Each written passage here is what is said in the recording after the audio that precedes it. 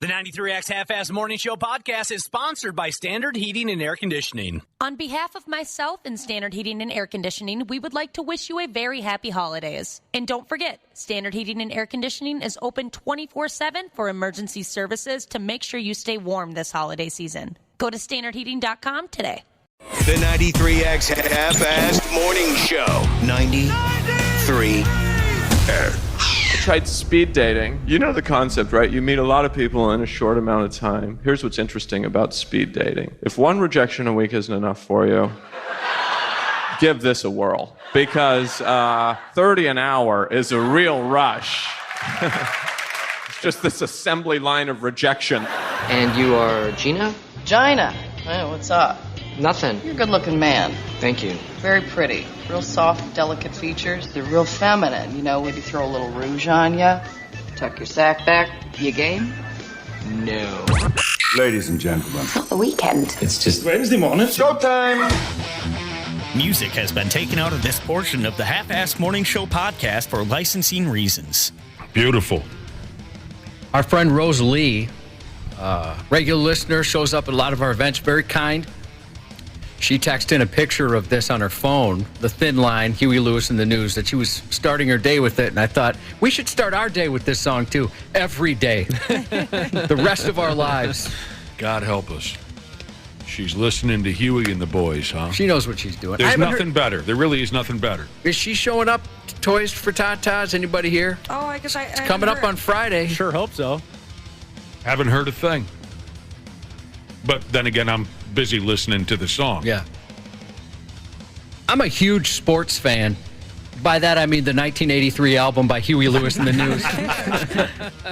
It's essentially a greatest hits album. We've said it before. They were just such a beautiful group. Oh, don't you know me? I'm the boy next door. And their drum fills were overlooked. Bong. There you go. Tune. Welcome to today's program here on the 93X Half-Ass Morning Show. Wednesday morning. A little speed dating, huh, in your intro? Yeah, Dana suggested that from our foray into speed dating yesterday. We all got to speed date. After the show. Yeah, I don't know if we had a silly little thing here at the radio station where we were on-air personalities were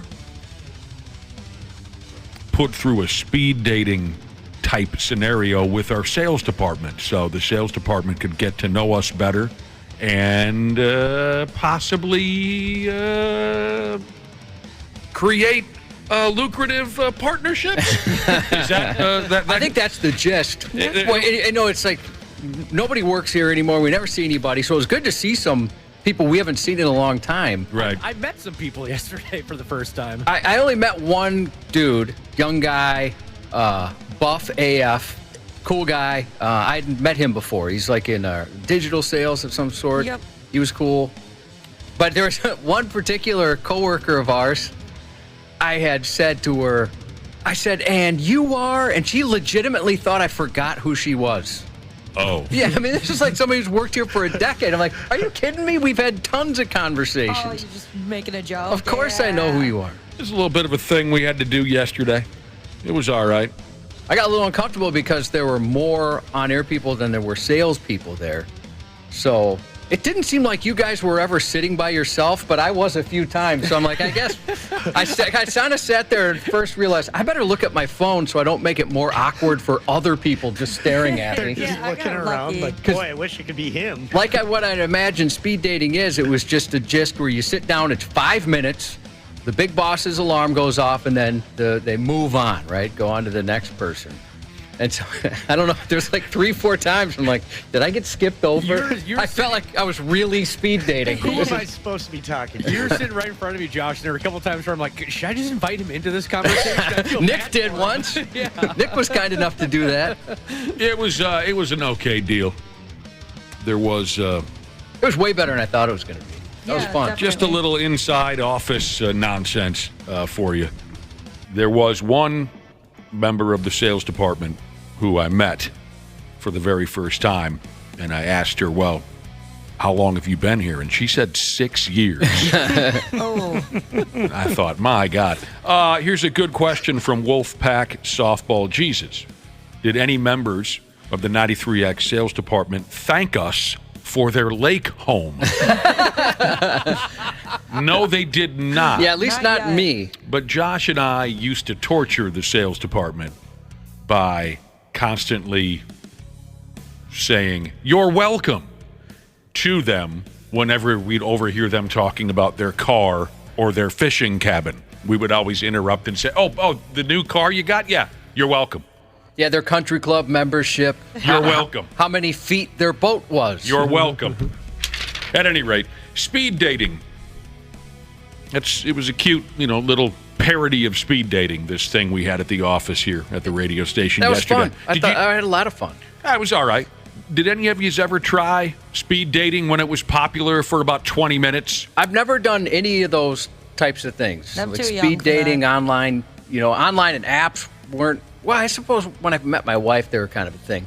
But yeah, I never tried anything like that. For a brief period of time, that was the thing before online dating took over the world. Yeah, before the app started taking over, speed dating was the thing, the go-to move. But only for about 20 to 25 minutes. Right, yeah, there was a brief window. Like, you had to have been single for like 6 months to have fallen into it, I feel like. Right, I think you're exactly right. Bars were hosting speed dating parties, and then they went to Texas Hold'em. Right? Right, yeah. Right? Boy, that was huge. And both of those trends lasted about 20 to 25 minutes. But anyway, a friend of mine was into the speed dating scene. He would show up wherever they asked him to try speed dating. I think more or less he just he did it because it was attention, and he loves attention. So he knew if he shows up, he wasn't really looking for a girlfriend. If he showed up, he could talk about himself all night long. So that's why, I think deep down, why he signed up. And I didn't bust his balls too badly for that. I knew him well enough to where I knew what was motivating him, like I just told you. But I did bust his balls over one other trend that he hopped on. And it also lasted no more than about 20 or 25 minutes. But for a while, this trend was just lava hot, and he jumped on it too. Josh, he got involved in swing dancing. Oh, man, I forgot about that. That was huge for a while. Hey, Daddy-o, gonna do the thing and swing my lady. Hey, Daddy, where you going? I'm going to the swing dance. Sure, like Zoot Suit Riot and stuff like that. Suit babies are. I wanted to vomit. I despised that trend. That was crazy. Back when we had coworkers, I remember people taking lessons and going, once or twice a week. That was a miserable and thankfully very short period of time where dudes were showing up wearing big giant suits and shiny shoes, and they said, "Hey, Daddy-o, I about bashed my brains in with a claw hammer during that time period." The only thing I can think of that would compare now would be pickleball, where all of a sudden everybody's playing pickleball. Oh, that's a great comparison. But I think pickleball's bigger because some places more and more places were hosting the swing dancing. But my goodness, that was huge. Forgot about it. So the same pal of mine who tried speed dating, again, I let it go. When he told me he was taking swing dance classes, I almost ended our friendship over that. I really did. Almost ended our friendship. I wonder what speed dating. I wish somebody here had done it because I've got questions. Like, do you prepare an opening line? How much ahead of time do you think about? Like this particular one, I didn't think at all about what we were going to do. Obviously, I'm not trying to bed one of the salespeople, but I didn't. So I was thinking about like a real speed to bed. There was no wooing involved. But there's a couple I like the looks of, to be honest with you. Oh, yeah? But anyway. Was one of them that new guy we met? Yeah. Yeah, he's pretty handsome. I like the new guy. Anyway, what were you saying? Josh, you were here. Did your buddy, did you ever say, like, I got this line that's going to just reel him in? It's going to make him melt. That. He never said that, but he strikes me as the type that probably would have prepared himself with a funny story to tell or a interesting fact about himself. There is a chance that I'm going to be running into him in the next couple of weeks, Josh. because of some events that I have to attend. If, in fact, we meet up, I'll ask him. Yeah. Or if somebody's 651-989-9393, if you ever did it, I mean, how much ahead of time did you prepare? Or maybe did you hear a really good line from somebody where you thought, oh, that was pretty good? Yeah, because I'd imagine you might come across pretty douchey if you're too prepared, but maybe not. Maybe that's what you're supposed to do. I'll see what he has to say if we bump into each other, and I'll ask him if he has any of those big dopey suits still hanging in his in his closet with the big chain that goes from your nipple to your ass cheek or whatever the hell that stupid thing was. What I think I need to work on, though, is I got to come up with a line for when people are like, what's new? You know, I can never think of anything. I'm like, I don't know. And I was just in this situation with a guy I hadn't seen in a while. I was excited to see him, and both of us were like, well, I mean, there's really nothing going on in this conversation. Totally. Neither one of us had anything to say about the 2 years in between we've seen each other last. Really? Well, that's tough. I'm the same way, Josh. It's like, I started a new show on Netflix. I don't know. There's really nothing else to report. I don't know. If ever anybody says, what's going on or what's new, and I don't really have an answer, I always just say, you're looking at it. Yeah, that's a good one. And then it's on them to bring something up. You know, That's smart. maybe I'll just say, enough about me. I've been talking about me, even though I haven't said a word, and I'll confuse them. And say, tell me about yourself. What's going on? Tell me more about yourself. Yeah, that was kind of uncomfortable. Yeah, that was hard for me because for the most part, they're asking us questions. Like they want to know about us and what our interests are. And You don't it's have hard any. because we have exactly 5 minutes to talk. And so there's not much time to be like, oh, like, what about you, though? Like, what do you like to do for fun? I want, like, it's so awkward. Are you talking about speed dating right now? Yeah. From yesterday? Yeah, from yesterday. Oh, the sales department speed dating. Okay. Don't worry about it, Ashley. I feel guilty. I'm like, don't this feel is so guilty. disrespectful not asking about, like, how your life is going. One of the salespeople sat down yesterday with me for this little speed dating, get to know you, let's make some more money at the radio station gimmick that we had. And the salesperson said, so what are your interests?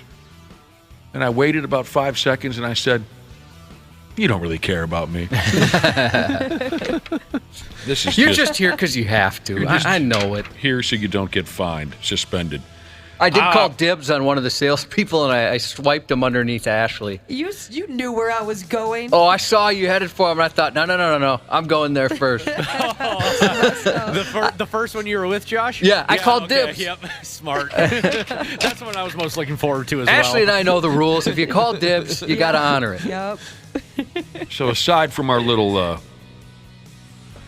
aside from the fun and games yesterday here at the radio station, I spent 2 hours at the dentist yesterday. Oh, no. I wanted to ask you how that went. I was thinking of you yesterday afternoon. Let me tell you something, Cubby. My mouth hole got pummeled like the darkest days of Sasha Gray's porn career yesterday.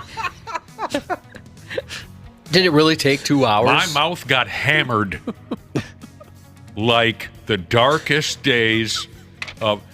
Yeah, no, it wasn't 2 hours. They signed me up for 2 hours. If you don't know, if you don't know my situation, I didn't go to the dentist for 20-some years. 20 years? 17, 19, I can't. If it wasn't 2 decades, it was very close to it.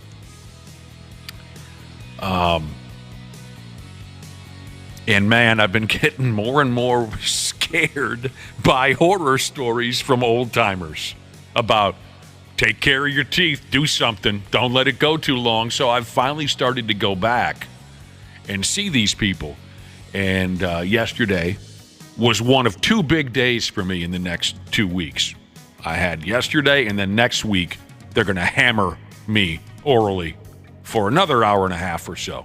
And at that point, they tell me I'll be caught up with the rest of society, and then I can just wander in. What do they do? You every 5-6 months you wander in? Yeah, usually every 6 months. Okay. So I'm surprised that I'm able to, at least I hope I'm speaking clearly this morning, because I was a mess yesterday. It wasn't quite 2 hours. It was more like an hour 15.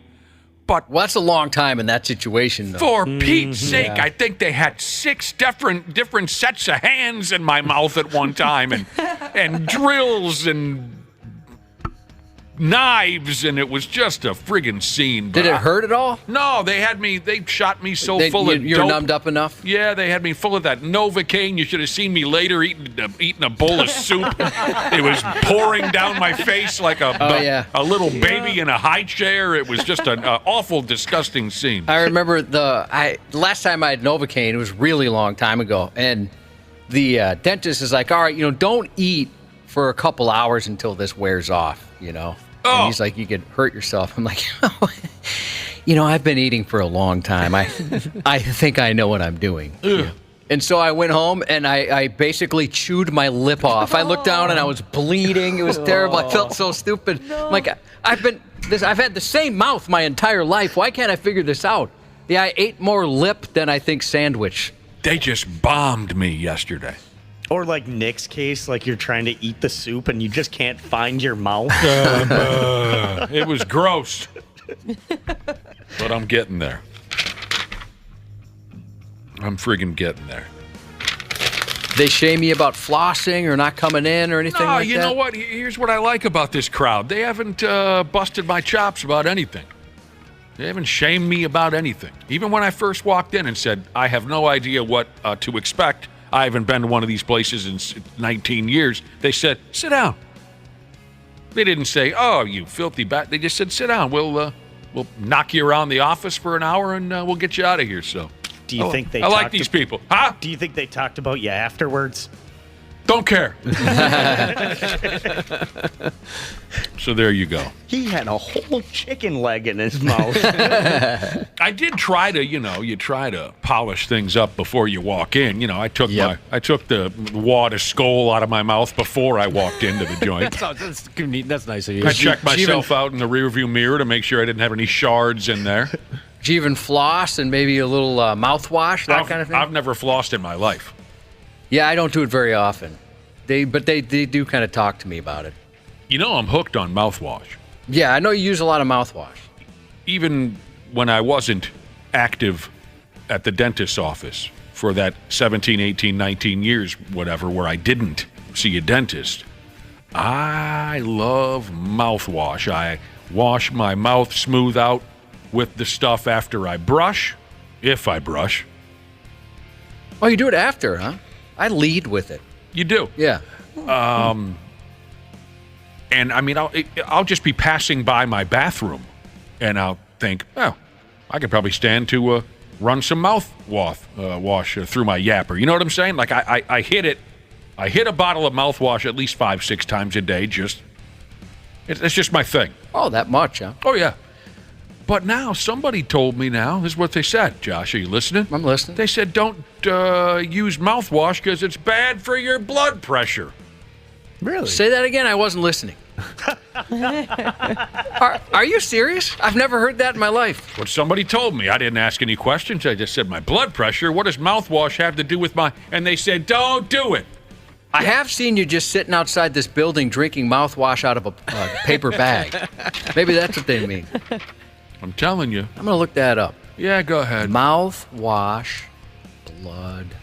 Oh, look at that. It pops right up. And, they told me this a handful of days ago, so now I'm trying to dummy down my mouthwash intake, but it's tough to break. It's a tough habit to break. If I'm not going to have a clean looking, this was my theory, my belief for the nearly 2 decades when I did not take care of my teeth at all. My theory, I guess, was if it's not going to look good, at least I don't want to be the bad breath guy. So I would just bump off that mouthwash all day long. Try to keep my BAC up. You know what I'm saying? Mm-hmm. That can do it if you drink enough. Yeah. I'm not fat. I'm aerodynamic, Jesus said. He let his mouth go for 20 years. When he finally went in, they told him there's not a keeper in the bunch. Oh! Which led to dentures and 27 extractions in one day. Oh man. That was a bad day. You see, I got really lucky. Because as you guys know, when I went in for that first visit to the dentist in 2 decades, I had all kinds of thoughts in my head. I thought they were going to say, get your things, get your, what's the term? Affairs in order? Thank you. Get your affairs in order, write up a will because you're done, right? But they basically took a look around and said, well, for a guy who hasn't been to a dentist's office in 20 years, you're in pretty good shape. I got lucky because I've heard some terrible, terrible horror stories. Then there's my buddy who's always had, some jagged-looking, tombstone-looking teeth in his yap, right? Wasn't the worst thing you've ever seen. Not by a long shot. Wasn't the worst thing you've ever seen. But, a couple of them were crossed over the other. He just never really did anything about it his whole life. I'm going to take a stab. Let's see. What am I now? 52. This has got to be 15 years ago. So he was, in his late 30s, this guy. Late 30s. Maybe into his early 40s, but still a pretty young guy, right? And like I said, his teeth were a little mangled. Not the prettiest thing in the world, but not the worst thing you've ever seen. And he decided to finally go to the dentist.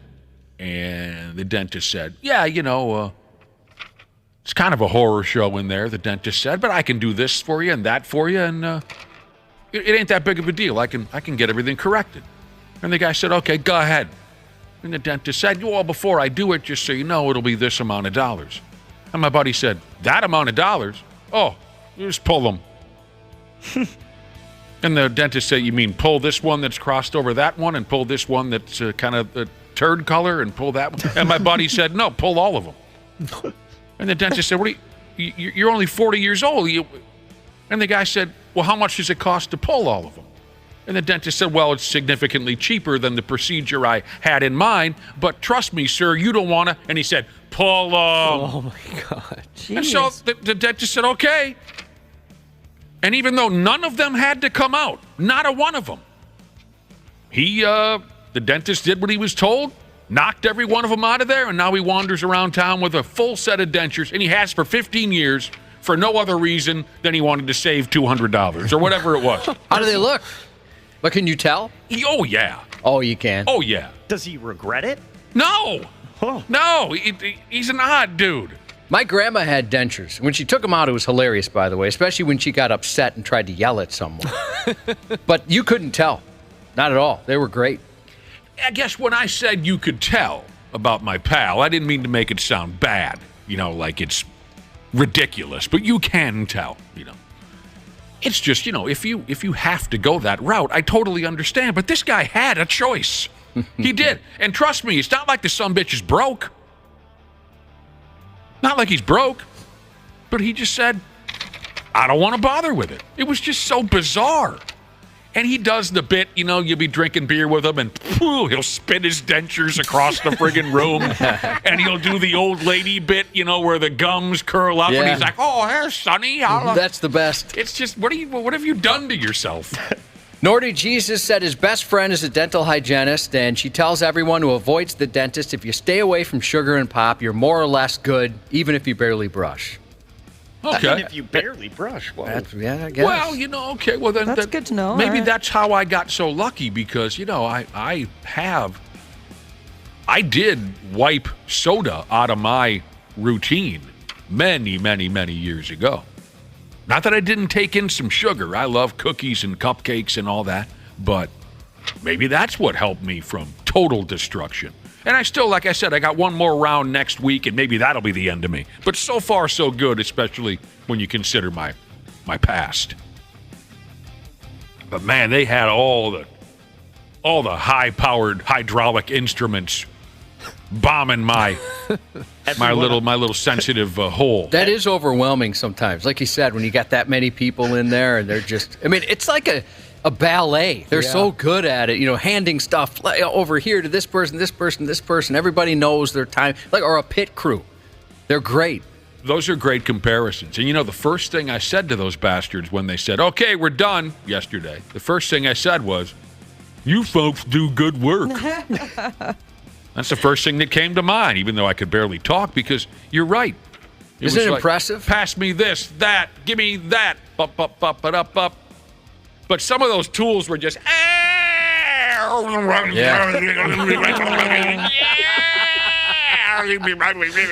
you end up smelling your teeth? Yeah. I smelled teeth, blood. I had that happen too. I smelled what I had to eat 3-4 days ago because they popped that loose from.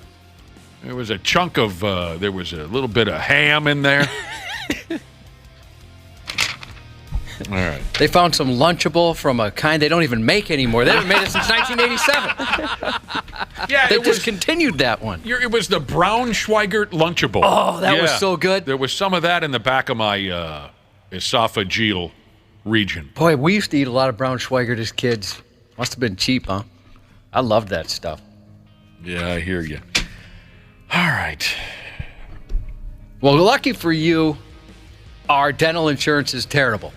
So Oh, that's great. enjoy taking out a loan. You see, I don't follow things like that. You will soon enough. But I was told by my new wife that my dental program is pretty solid compared to what she's seen, and she's a professional person. She knows what she's doing. Yeah, so I could just tell you, compared to friends, they're making fun of me. Jesus Christ, who do I believe now? The two people in life, the only two people in life that I care about anymore, Josh and my wife, have differing opinions on our dental program. Who do I believe? Well, can you believe me on this part? See, I have sex with both of them. Yeah.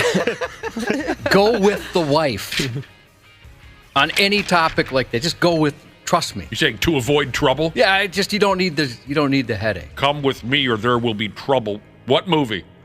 RoboCop? RoboCop, 1987. Hey, real quick. Speaking of our appearances, this is last call here from the radio station, and some folks called Uplift Aesthetics. We're on a mission to find the hairiest human in the Twin Cities. You got anyone in mind already? I got a buddy. I mean, he takes care of it. But if he didn't, it would be he in the running for sure. The hairiest human in the Twin Cities, okay? If you think that's you got to prove it. You got to send us a picture. Oh, my goodness, by midnight tonight. 93x.com is where you send that picture. By midnight tonight. Sorry, I'm burping up dental gas or something over here. And then we're going to put it to a vote on the 93X Facebook page. And before you think you're going to get cute and send us a picture of your nuts, don't do that. You'll get in trouble if you do that. If you want to get cute with this, what does it say here? Just send those directly to Wapple. Yeah, that's a good point, and we're not the ones seeing it. So, like, it's I'm pretty sure the woman that does like all our online stuff, she's the one that is gonna have to go through those pictures, and she doesn't deserve that. Well, the pictures aren't even going to get through. We'll call the cops if you send us a picture of your beehole or your nuts. I thought she loved nuts. I thought she loved hairy nuts. Send a picture of how hairy you are to 93x.com by midnight tonight. I wonder if my legs, only from my knees to the top of my ankles, could give anybody a run for their money. I think so. I guess so. I've never realized before that you have hairy legs. Yeah, I've got, but only from that area, from knee to very top of ankle. Yeah, it's a weird thing. Yeah. You don't notice that when he's walking around here with his basketball shorts? Well, I've noticed that where it stops, but I guess I just never noticed how hairy the hairy parts were. Yeah, it stops at the sock line. He's got a bulge. So you that's what's distracting me. Send in your picture to 93x.com. Like I said, we put it to a vote on the 93x Facebook page. Soon our Facebook page will be loaded with pictures of hairy people. If you win, see, here's where we're going with this. If you win hairiest human in the Twin Cities, you won't hold that title for long because the top prize is a year's worth of laser hair removal. It's amazing. From the folks at Uplift. Oh, you do it? Aesthetics. Yeah, I've been doing it on my neck and on my, like, the back of my neck and then on my cheeks, too. So I haven't had to shave my face at all. It's crazy. You're going to become a superhuman with all this laser treatment. Oh, somehow. you get, like, a lot of hair under your eyes, you're saying? Like, yeah, right like that's where you're pointing. Eyes and then, like, my cheeks, too, like right here. Yeah, because, like, my beard, I like that, and I like when it comes in full, but You're the only one. I hate having to shave down. Well, and I hate my neck, too. Wapple is really going for it with this stuff lately. I didn't realize you were trying to become so sleek, but anyway. I used to always get that neck beard all the time. I used to have a really bad neck beard.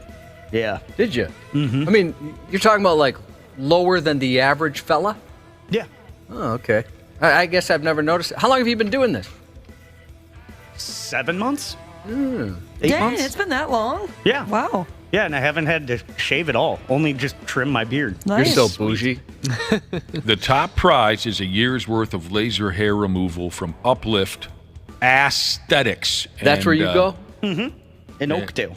Nice. And if you're interested in the rules, the complete contest rules are on our website. So Oh, I bet that'll be a hot part of the website, don't you think? Everybody checking that out. checking out the contest rules. Yeah. Tell you what, you're a terrific crowd. It's Wednesday morning, and we will be back in a handful of minutes on the Half-Assed Morning Show. Half-Assed Morning Show.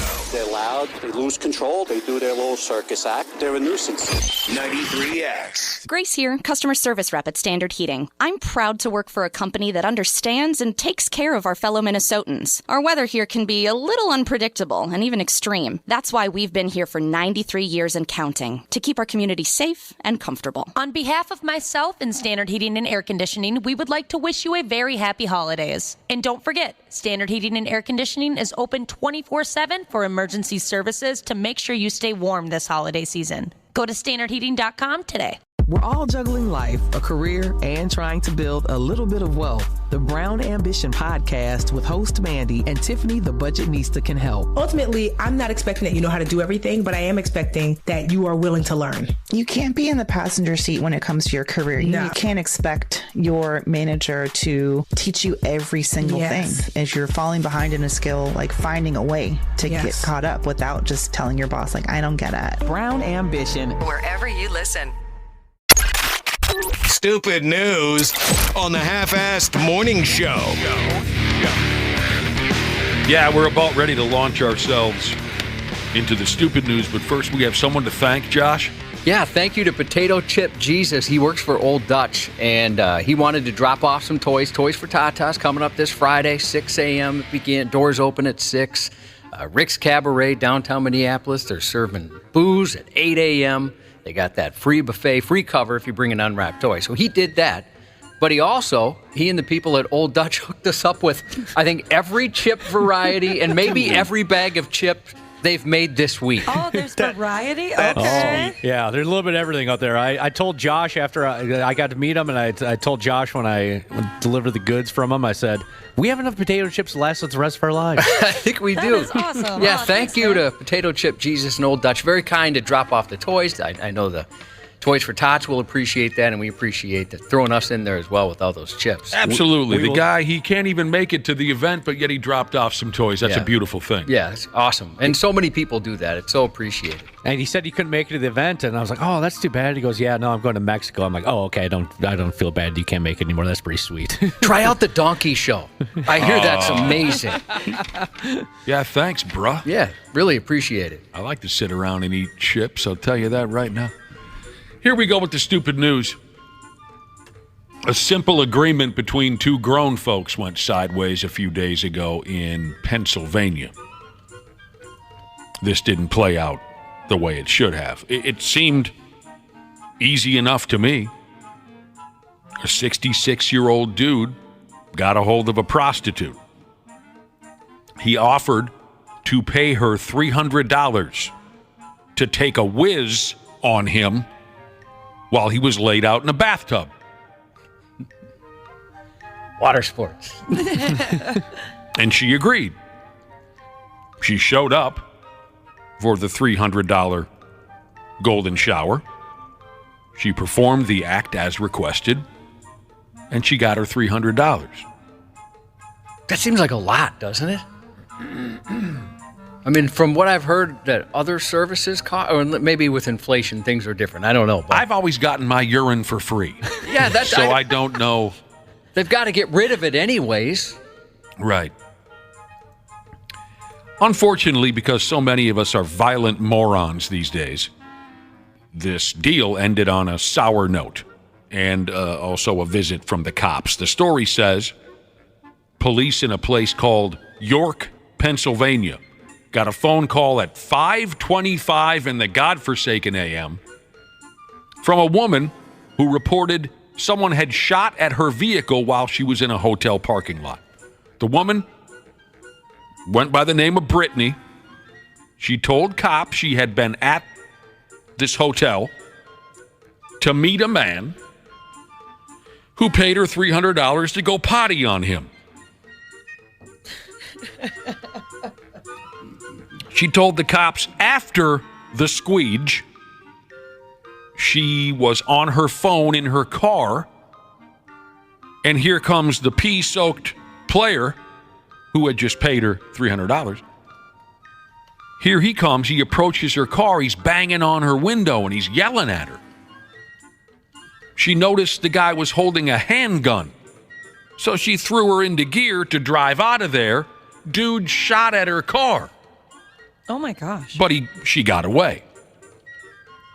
The cops caught up with this dude. He goes by the name of David Butts. He confirmed. He confirmed to the cops that he'd met up with this Brittany for the whiz down. But he told the cops that after she went number one all over him while he was laid out in the bathtub, he said he noticed that his wallet was missing after she left the room. So he told the cops that he went outside to confront Brittany. Now, I'm not buying this next part of the story at all, but he said he saw her pull something dark from under her car seat. He said he was afraid that she had a weapon. I'm not buying that he saw anything. Yeah.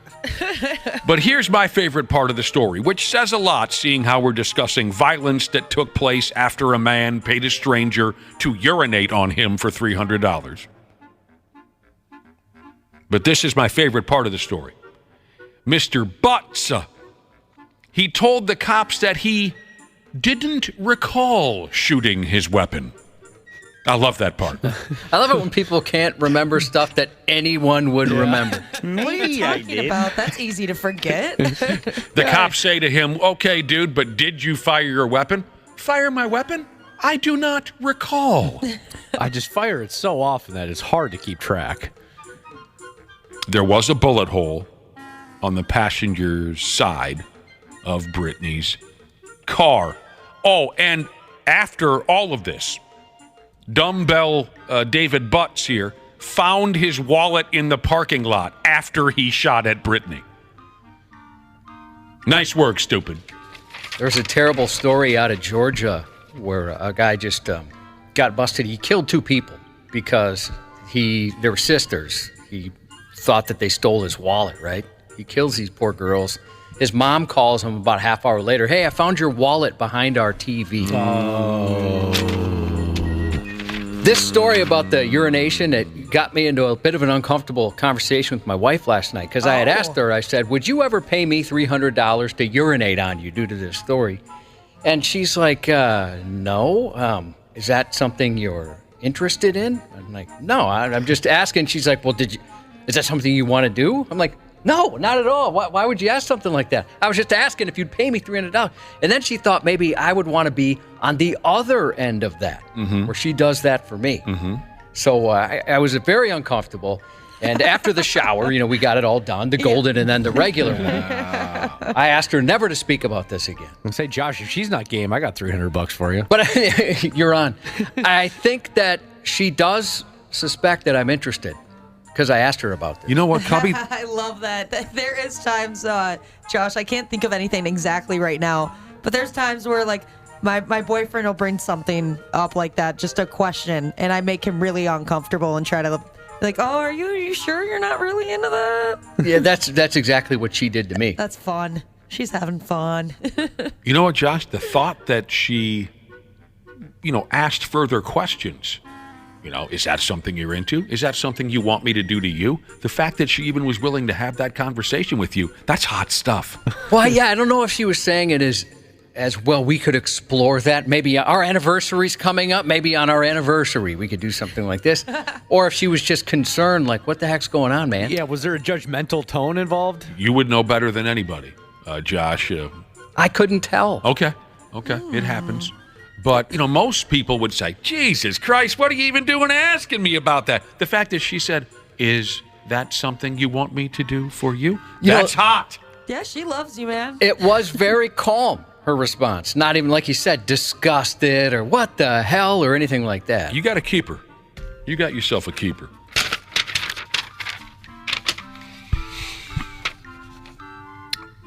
Here's a bit that never gets old, and that is the ironic clothing worn by derelict criminals. You've seen it. A gal gets caught with dangerous drugs and she's wearing a DARE t-shirt.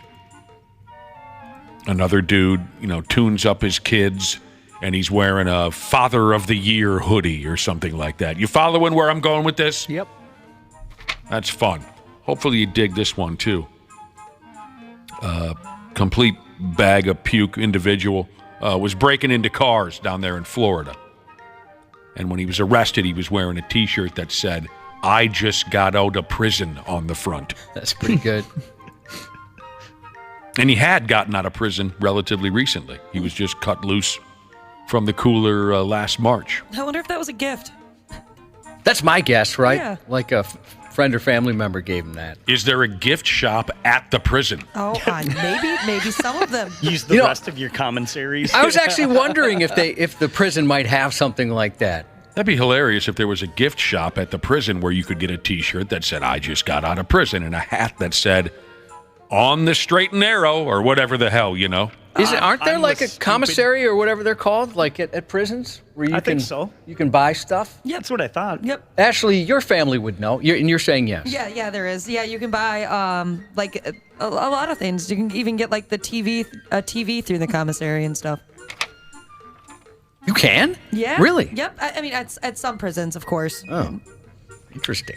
According to an arrest report from somewheres down there in Florida, several witnesses reported seeing this clown he was going in and out of cars parked outside an apartment building. Cops caught up with him a couple blocks away, questioned him about the alleged burglaries. According to this report, he refused to identify himself and cooperate with the investigation in any way. While the cops were trying to get some info out of him, he just kept saying, "Call my lawyer. Call my lawyer." Over and over again, like he was being unfairly bothered by the cops, right? That is fun. And by the way, that idiotic behavior earned him an extra charge of obstructing a burglary investigation. I love that the cops stuck it to him on that. That's funny. He's a 46-year-old man breaking into cars like a damn ninth grader. So I think that "I just got out of prison" t-shirt is going to be worthless for likely around a year, I would guess. Call my lawyer. Shut up, douche. Now, this here is a hell of a story. I hope I can deliver it well enough for you. And it makes me wonder, for all of us, is there anyone in our families that have a secret? Something that they just can't tell anyone about? It's exciting to consider such a thing. Like, you have a conversation with your grandpa. He's 109 years old, Just having a conversation with grandpa. And he suddenly says, "There's something I got to tell you. I've never told anybody." And you say, "Yeah, what's that, grandpa?" And he says, "I go both ways." Or something like that. I don't know. It'd be exciting. Yeah, I'd be pretty pumped. I like to know secrets like that. Secrets. Yeah. Tell me your secrets. A few years ago, a gal in her 30s found out from her dad that he was wanted by the FBI for a bank robbery from back in 1900 plus 69. And he told her some other interesting things, too. He did. Ashley Randell is Ashley Randell is the gal's name. Her parents are Tom and Kathy Randell.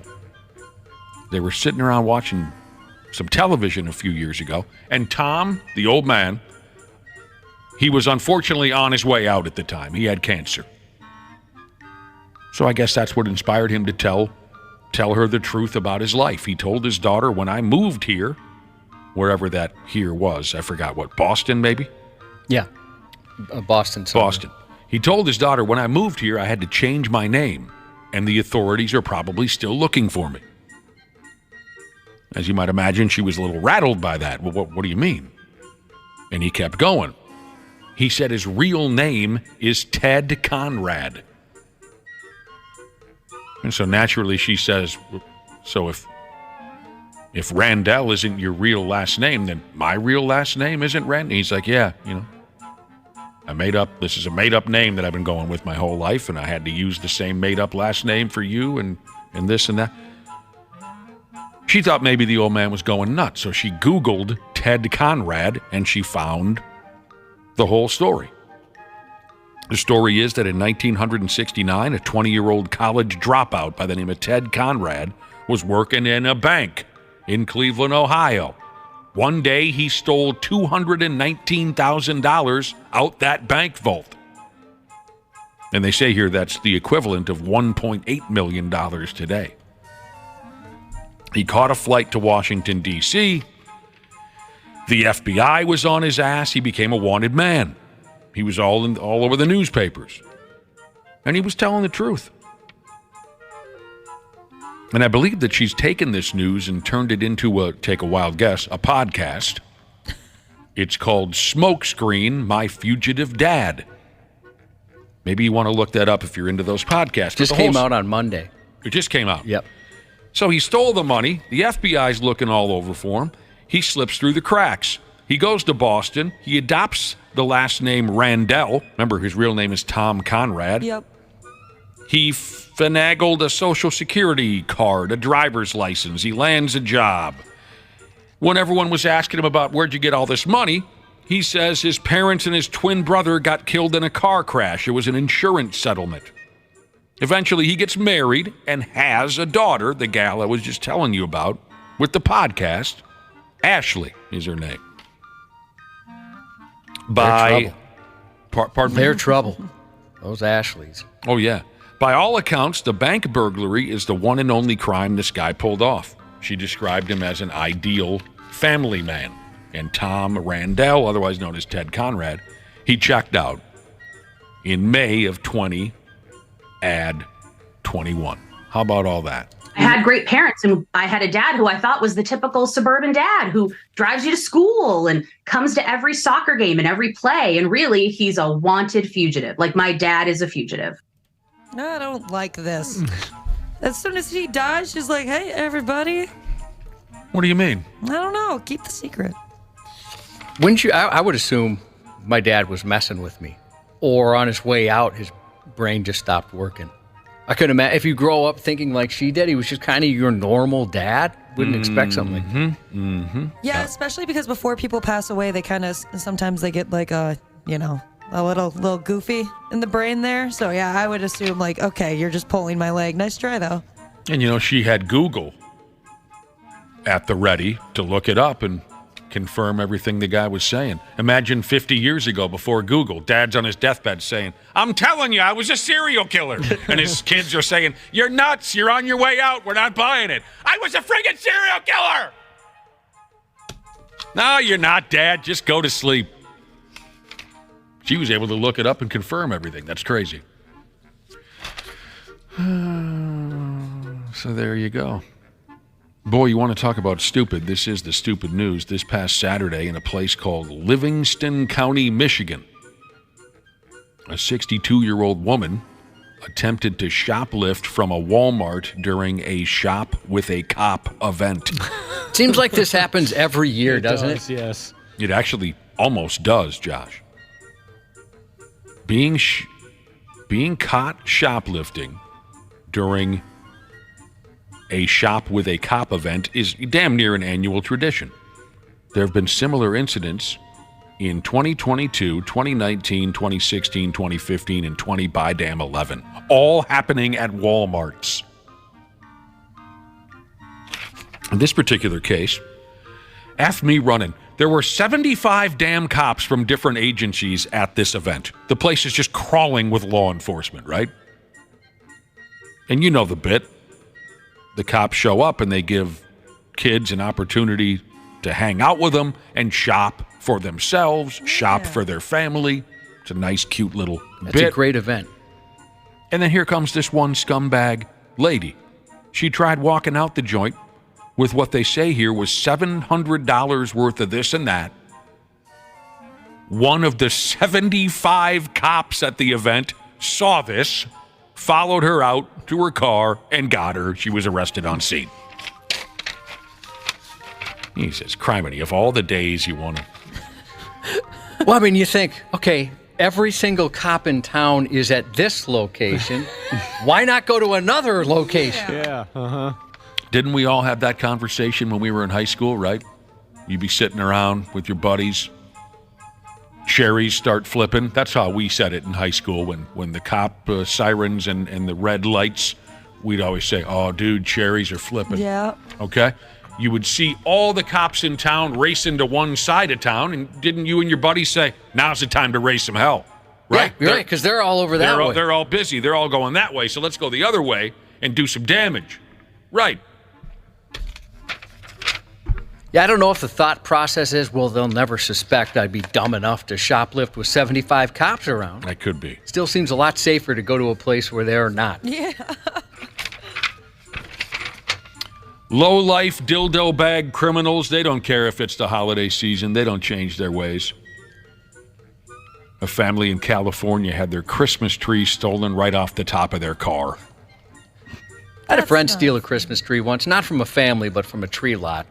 That's kind of funny. Run by the Boy Scouts, right across the street from our apartment building. Stealing from the friggin' Boy Scouts, that's an un-American act. Oh, I think I remember this story, Josh. Didn't he leave, like, very obvious evidence behind? Yeah, there were pine needles from across the street all the way to his apartment door. Oh, man.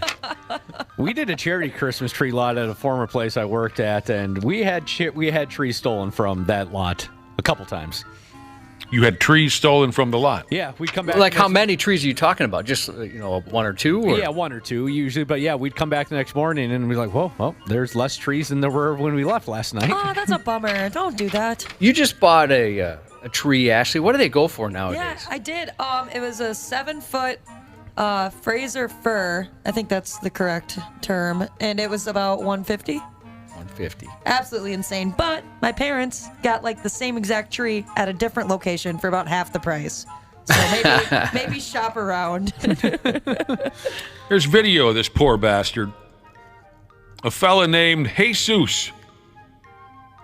For the love of Christ. Hey, yeah. There's video of this. He and his wife had just bought a big fat-ass Christmas tree in a town called San Mateo, California, last Friday night. Then they went ahead and tied it to the roof, and they ran in and out of some other stores to, cover some other errands. I love when people tie them to the roof of their car. It reminds me of Christmas movies. It is very Christmas movie-like. What about the folks who tie it up on the car after Christmas, to dispose of it? Back before, I think nowadays you can call your garbage company and they'll come get it, right? Back before you could do that, folks would tie it back to the roof of their car and, I don't know where the hell they took it, dump it in a lake so you can catch some crappies in a few years or something like that. And then they'd forget about it, and soon it was just brown, and then it was completely bare. Do you ever see that play out? I've never seen it that bad. We always started them on fire. We would have Christmas tree parties. Those burn up so fast, too. Yeah, they're sweet. So much fun. Here's a good one. I know somebody when they were young, when they first got their driver's license, they had to drive their dad's car before they could get their own car. And their dad pretended for an hour or two that he was going to be a canoeing enthusiast, right? So he tied a canoe to the roof of the car. And then because he never became that canoeing enthusiast, that canoe never left the top of the car all year round.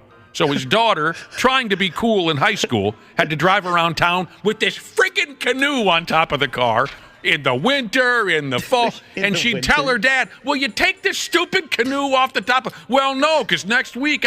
You're not going next week. You see what I'm saying? Yeah. He wouldn't do it. I can't. It's frozen to the top of the car. Right. There's probably a family of mice having an orgy in there right now. The transportation of the canoe is part of what let me led me, not to want to be a canoe owner because it looked like such a pain to have to strap that to the top, take it off, put it back on. Try hauling one of those over your head at your age now, Josh. You'd likely tear a rotator cuff. Yeah, I mean, I have no upper body strength. That's not going to help. So Not to mention, I don't have the height to really make that work. Security camera footage caught the thief in action, pulling this poor family's Christmas tree off the roof of their car while they weren't looking. This ass bag steps out of his vehicle. He cuts the tree smooth off of Jesus's ride. Then the thief throws the tree into the trunk of his vehicle, and he gone. The tree thief butthole is still on the loose in California. And it's not like, I mean, the dude looks like he's driving a pretty nice car. The guy the thief. So I'd imagine, I mean, unless it's his whole income is going to his car payment, I'd imagine he could afford a Christmas tree. By the way, the Christmas tree lot that sold Jesus the stolen tree replaced it with a new one because they're nice people. That is sweet. Spirit of Christmas right there. That's nice. I got one more story of trash pile thieves. And you cellular telephone dorks might get a kick out of this. In Washington, D.C., thieves robbed an Uber Eats driver. But they didn't want to steal the driver's Android phone because it wasn't an iPhone. It's kind of hilarious. I get it. How would you feel if they're like, oh, dude, whatever this possession is, it's not even worth them stealing it? The two thieves were armed and wearing masks. They took everything this poor bastard had in his pockets. They took his vehicle.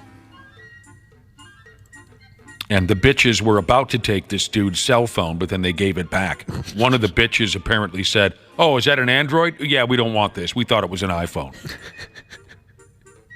So they can almost feel bad. Oh, dude, sorry. We didn't know that you were this not well off here.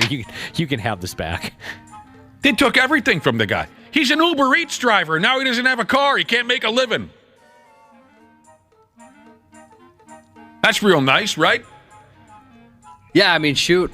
If he was without a phone and a car, I mean, that'd be double duty there. But most of their, or all their stuff's on their phone, right? Yep. That's how they get that information. What dicks? Yeah, I mean, just be polite at least, and Yeah. don't shame this guy. What's wrong with an Android phone? I'm sick of all these bastards. What should we tie to the roof of one of our cars and leave it there all year round? Wapple, maybe? Oh, Sure.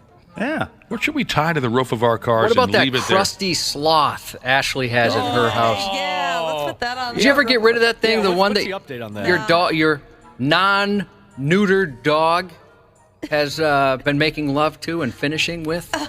No, that's still in the dog room. My God, you have a dog room? Yeah. Well. It's just the extra bedroom that has turned into that. I mean, something where eventually folks will be forced to comment on it. Like, Josh, let's tie a ladder to the top of your car, just so eventually one of your relatives are going to say, "For Christ's sake, what are you painting houses now or what?" You know what I mean? Yeah, that'd be I don't know, a ladder. Can you think of anything else? Like a rocking chair? Like someone would be like, That's why? good. Yeah, right. That's hilarious. That's not bad, like the Beverly Hillbillies did. And then you could have a buddy sitting on top sometimes. I saw you in January. You had a rocking chair back there. It's July now. What are we doing here? That's a good pick. What about like a mannequin? She's got a mannequin up there. Not bad. Just something where people would be forced to comment after a stretch of time. It would drive them crazy. Do you think you'd get pulled over for a mannequin?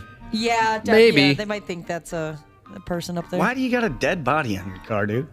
I like the ladder idea, especially if you're somebody who has absolutely no reason to ever climb a ladder. You know what I mean? Like folks like ourselves who work in this stupid industry. Why would we need a ladder? Eventually, your uncle or someone's going to have to say, "Get that freaking ladder off the top of your car." I think the rocking chair actually is very good because I don't even remember the last time I saw a rocking chair.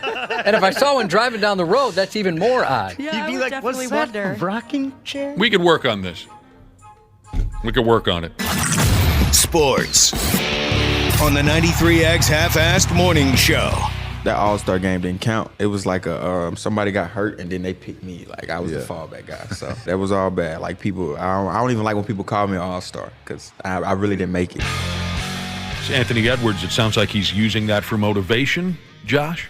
Yeah, I would say so. And I guess I understand what he's saying. He's like, well, yeah, I mean, kind of, but I wasn't the first pick. I was the second choice. Doesn't consider himself a former All-Star because he didn't get in there. In his mind, legitimately, he was an injury replacement. I see where he's going with that. All right, there you go. I'm going to throw this at you real quick and get out the way. We did have a fun conversation a couple minutes ago. We were talking about some poor bastard in California went out, bought a Christmas tree, tied it up to the roof of his car, but then, of course, some sleazebag, when no one's looking, has got to steal it off the top of his car. Just because we're just surrounded by piss bags these days. We had a fun conversation. What's something we can tie to the roof of our car and drive it around all year long until somebody snaps? You know what I mean? Until someone says, why the hell is that still tied to your car all year? I was talking about a friend of mine whose dad forced her to drive around in high school because she had to drive his car.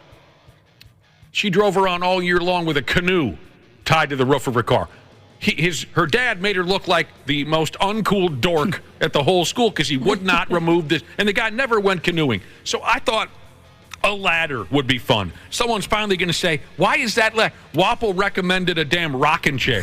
What's a rocking chair doing on the top of your all year? Some listeners texted in a couple other good ideas. How about a big roll of carpeting?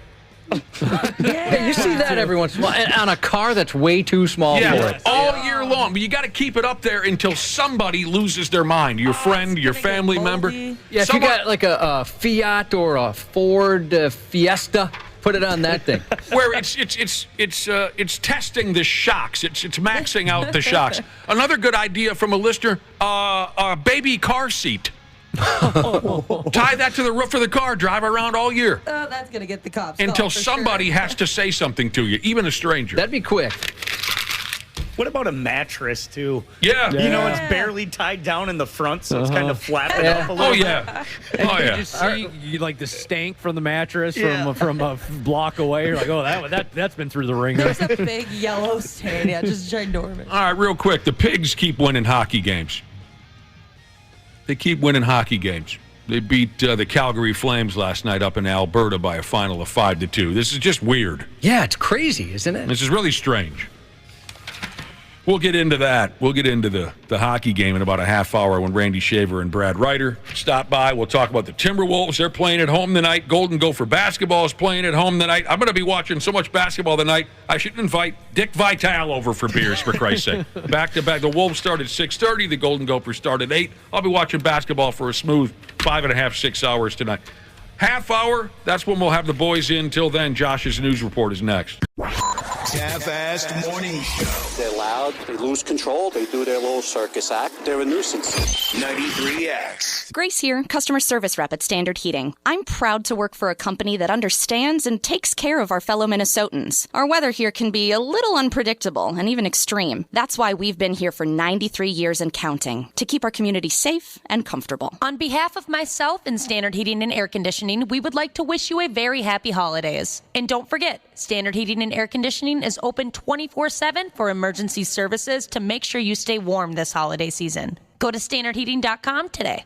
Welcome to Talkville, the ultimate Smallville rewatch podcast. Title Crisis aired March 3rd, 2004. Director Kenneth Biller. He was a weird guy. He was talented and I liked him, but he was a weird fella. The production loved him. The cast, Ken, if you're out there, I'm sure we get along. A lot of these people, I don't want to call them pawns, but in a TV production, even directors are a lot of times pawns. Jump in now or catch up on any of the past seasons of Talkville on YouTube or wherever you listen. Half-assed morning show. 93X. He has an open wound on his neck that has since been closed. He's got a big open wound on his back here that is being treated, and he lost his tail. A dog who almost lost his life a year ago while protecting sheep from 11 coyotes has been nominated for Farm Dog of the Year. Farm Dog of the Year? Yes, you may remember this story. Casper, named after the friendly ghost, made headlines in November last year when he killed 8 coyotes, threatening his pregnant partner and the sheep on his Georgia farm. Casper took out 3 coyotes that made it inside the pen and then leaped a 4-foot hog wire fence to go after the rest of the pack. Casper went missing for 2 days but returned with infected wounds that his owner didn't think he would survive. He showed up in the little chicken hutch popped his head out, and he looked like death. He looked terrible. He came back home, and he just kind of looked at me like, boss, just stop looking at how bad I look. Just take care of me. But after multiple surgeries, 15 days with an emergency vet, and help from Lifeline Animal Project in Atlanta, Casper made it. He was back on the job June 1st, getting hamburgers as a reward for chasing away the coyotes. The People's Choice Pup winner of the American Farm Bureau Federation's Farm Dog of the Year competition celebrates farm dogs and the many ways they support farmers and ranchers. Casper's up against 4 other dogs for $1,000 and a cash prize from Purina. You can find a link to vote on 93x.com. The winner will be announced next month at the American Farm Bureau Convention. Voting ends on December 20th. It's hard to choose. They're all so cute. This dog has to win, though. 8 coyotes? Yeah, that's impressive. And then almost died, too, and then all of a sudden whimpers back home. He fought 11. Yeah. He kills 8, kicks everybody else's butt, comes back. Yeah, that would be BS if he didn't win. Huh? Never had the pleasure of meeting a farm dog of the year. I don't know about the rest of you. Yeah, if I was one of the other farm dogs, I'd be like, oh, boy. I don't deserve to be here. Yeah. Pretty much a formality at this point, isn't it? It'd be like when Jethro Tull took that heavy metal award away from Metallica, the Grammy. I'm sure even they're like, God, why did you put us in the same cat? We're going to get crap for this the rest of our careers. It's not our fault. We didn't want this. A Russian retiree chased after a rare Siberian tiger by following the big cat's tracks into the woods after it killed his pet dog.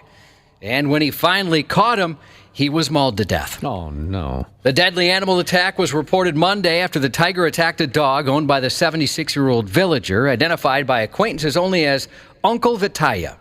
The attack on the dog prompted the angry pet owner to follow the predator for a considerable distance, the report said. The elderly man eventually ran after the tiger in the forest and caught up with him, unfortunately, where, according to a nonprofit animal protection organization, the animal perceived him as a threat and attacked. Well, did he bring a weapon with him or anything? It He was didn't just gonna hand fight this sumbitch. Yeah, I didn't see that he brought a weapon. Ah, that sucks. Animal experts urged people in the area not to try and fight a tiger. The Siberian tiger is critically endangered, with only about 450 animals remaining in the wild.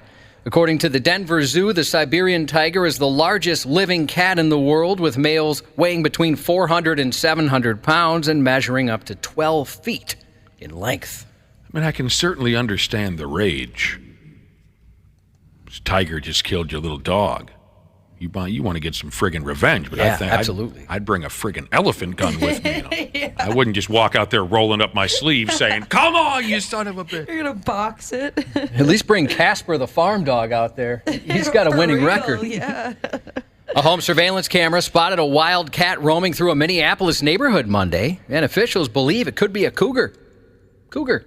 Oh, no. I Googled, and apparently they can travel quite a distance in a day, so I'm hoping that's true. But I will definitely be more cautious when I walk out to go to the garage or when I let the dogs out. According to the Minnesota Department of Natural Resources, cougars are rarely seen in the state, but from personal experience, cougars do occasionally appear at Maynard's in Excelsior, Redstone in Eden Prairie, and Trail Stop in Egan. The animal was seen walking past 2 garages in the Lowry Hill neighborhood. It jumped right about here next to the garage, just easily leapt over and walked north. He was astounded. All of a sudden, he's like, oh my gosh, you're not going to believe this. There it was, clear as day, this big cat, this big cougar. Since 2004, only one other sighting has been confirmed on camera in Hennepin County. Last year, 6 sightings were documented, considering of paw prints, poop, roadkills, and photos, and likely all those reports may have been the same cat. According to the DNR's website, if you encounter one, you're advised to make yourself appear larger and speak loudly and firmly to scare him off. They said anyone who sees the animal should report the encounter to a conservation officer or local law enforcement officials. They also remind folks not to shoot the cougar. They're a protected species. Yeah, don't shoot them. In other cougar-related stories, some shocking news broke this week. Musician John Cougar Mellencamp was decapitated. In an interview with Esquire magazine, Mellencamp said, "I was born with spina bifida. I had my head cut off when I was 6 weeks old. What? There were 3 other kids who had that same operation that day. The other kids died. I lived," the singer said. He went on to say that The experience gave him some perspective. You only have so many F's to give in your body, he said. So he said, don't give an F about what's not F-worthy. Wow. That's an incredible story. I didn't know they did such a thing. But I learned from you, Ashley, you had your eyeballs removed. Yep. When you were born. I forget, what happened? Yeah, so it's something with preemies. So I was 3 months premature. So they want, in order to check your eyesight to like the extent that they want to, they will remove your eyeballs to look like behind them, I guess, to make sure everything's all connected. That's crazy. Wow. Yeah, until you nuts. brought that up, I'd never heard it. You're not actually buying that story, are you? We actually had, last time I brought it up, a bunch of listeners texted in and was like, yep, yeah, I know what she's talking about. My mom says, though, they didn't really explain too much in detail exactly what was happening, and so she was watching at first. And she said once they took them out, she just screamed bloody murder. She was like, those aren't supposed to leave her head. Put those back in. Of all the days where your folks didn't have a camera on them. Right. They put them back in the wrong sockets. Left where's the right's supposed to be, right's where the left's supposed to be. It looks odd. They had an opportunity to take a picture of a baby with no eyes, and they forgot to bring their camera. So you'd think they'd be very clear about what's going to happen. Yeah, I guess so mom maybe doesn't pass out. Yeah, maybe it was because of, all the labor and all that mess. She was under stress, so didn't really understand. But yeah. Sure, yeah. You're right. That's not like a routine thing like taking a temperature or something. Bemidji area schools will make today an e-learning day after police say a credible threat was made against the district last night. Bemidji area schools takes the safety of our students and staff very seriously and is taking this step to keep our students and staff safe, officials wrote in a statement sent to families. No additional information posted yet about which school received that threat. District officials are working with police to provide families with more information about the situation, which they say will happen this afternoon. It's pretty scary. People that work for the schools, I bet, are pretty tired of this friggin' song and dance. Oh, I'll bet. Officials with a southern Minnesota school district notified students and caregivers of a bed bug issue on Monday afternoon. Austin High School's principal sent out an alert saying officials at the school discovered the issue, did an investigation, and coordinating a response. The Austin Public School superintendent said this incident was confined to a single area, is gross, and they're monitoring the situation.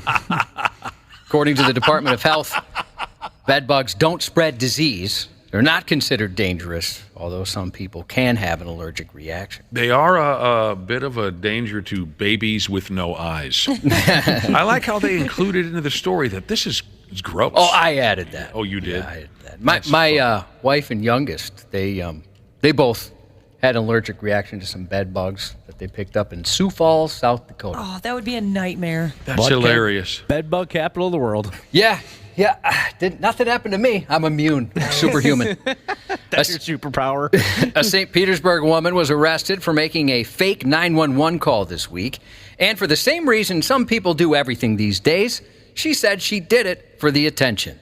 61-year-old Nancy Duckworth. 61-year-old. Right. Maybe her kids don't call enough. Are you friggin' kidding me? She called 911 about 12:35 p.m. Monday and said she suffered a traumatic injury. According to police, when first responders arrived, she immediately said there was nothing wrong with her. Then she admitted to calling 911 often and without needing them. After being read her rights, Duckworth said she calls 911 sometimes because she likes the attention she gets. She was taken into custody and faces charges of false 911 calls. Are you happy now? In a strange story from over the weekend, a 42-year-old man who died outside a Massachusetts establishment Saturday night may have been accidentally stabbed to death by his own necklace, a knife attached to a lanyard around his neck. Oh, what an idiot. God. Police believe Patrick Kenny Jr.'s death was caused by the knife necklace he was wearing. And they think he at least accidentally tripped in the restaurant's parking lot somehow, cutting himself with his knife necklace. Control, heavy MS7 up. I got a stab victim. I got a report of a male that fell in the parking lot. A law enforcement source confirms that Kenny was at a restaurant celebrating a birthday with a group of people, and the bizarre incident happened after the party was over. He was walking toward a party bus that the group had rented to take him home and fell. That incident is under investigation. It's not totally, ridiculous. I mean, you guys should have seen what happened when I fell down in a parking lot wearing my dildo hat. Oh, boy. Never should have worn that dildo hat. No. You broadcasted standing up for a week and a half. Skippy. Go to this one. A 50-year-old man is facing charges for allegedly driving drunk with a young child on his lap and 3 unbelted children in the back. But at least in his mind, he had a good reason why. Stopped the car, went up, found a 4-year-old child partially zipped into the driver's jacket with the child's hands on the steering wheel. Seeing a 4-year-old sitting on somebody's lap that's driving a car, immediately you know that this is not a good situation. According to court records, police responded to a report of a driver with an infant on his lap who was driving erratically and hitting curbs in the area of 41.5 Avenue North and Hubbard Avenue North Saturday in Robbinsdale. Officials located the vehicle and conducted a traffic stop. As they approached, they described seeing a child about 3 or 4 years old sitting on the driver's lap. The driver allegedly told authorities the child was sitting on his lap because he wanted the kid to learn how to drive. The officer asked the driver, "What is this?" He said, "Well, I want the child to learn how to drive." Very strong odor of an alcoholic beverage emitting from the interior of the vehicle. It's something that you know what could happen because we've gone out to it however many times, and you know what can be the end result, and you definitely don't want that. Law enforcement described smelling a strong scent of alcohol on the man and conducted field sobriety tests, which he failed. His BAC later came back at .16, or twice the legal limit.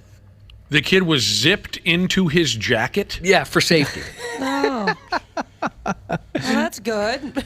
That's pretty old school, isn't it, John? Yep. Our parents were the types that would maybe possibly let us drive after they've had a few. That's old school.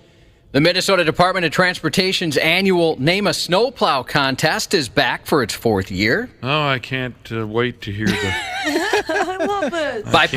Yeah, I like it too. By popular demand, MnDOT will once again be taking submissions, usually fun, witty, or winter-themed names, and narrowing them down before putting them up for a public vote.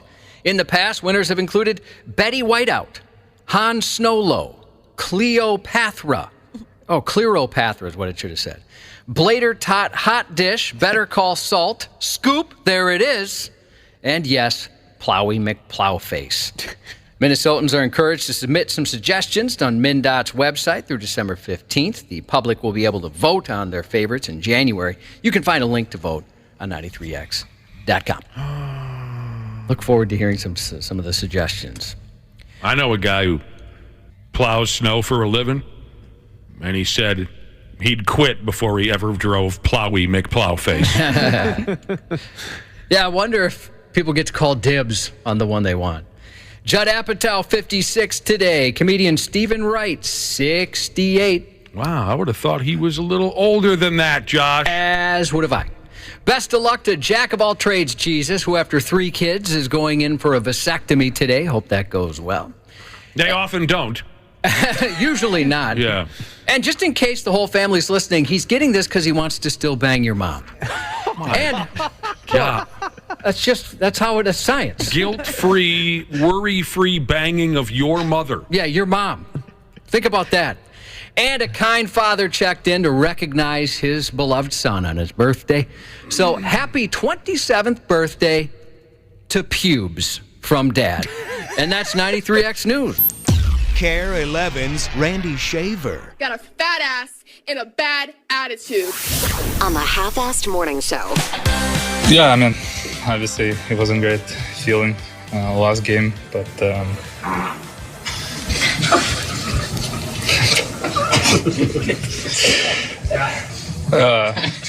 what was the question? Feeling better. Oh, what a relief. That's terrible. That was a good one. Where's Randy Shaver and Brad Ryder? Good morning. Good morning. You guys hear that? That was terrible. Yeah, who was talking? Yeah. Tampa Bay Lightning goaltender Andrei Vasilevsky doing an interview after a Lightning game the other night, standing there up against the wall. They get the cameras pointed at him. They get the mics pointed at him. Somewhere's in the locker room, right? And his teammates, they're cute, right? In the middle of his friggin' interview, somebody farts and throws him completely off, and everyone in the room starts laughing. The look on his face was so good. How disgusting! Can we hear that one more time? I mean, he couldn't handle it. He starts smiling. I think that the next thing he says is, "What was the question?" Yeah, not subtle. You can see the video on 93x.com. Can we hear the whole thing? It's just that damn good. If you can. Yeah, I mean, obviously it wasn't great feeling last game, but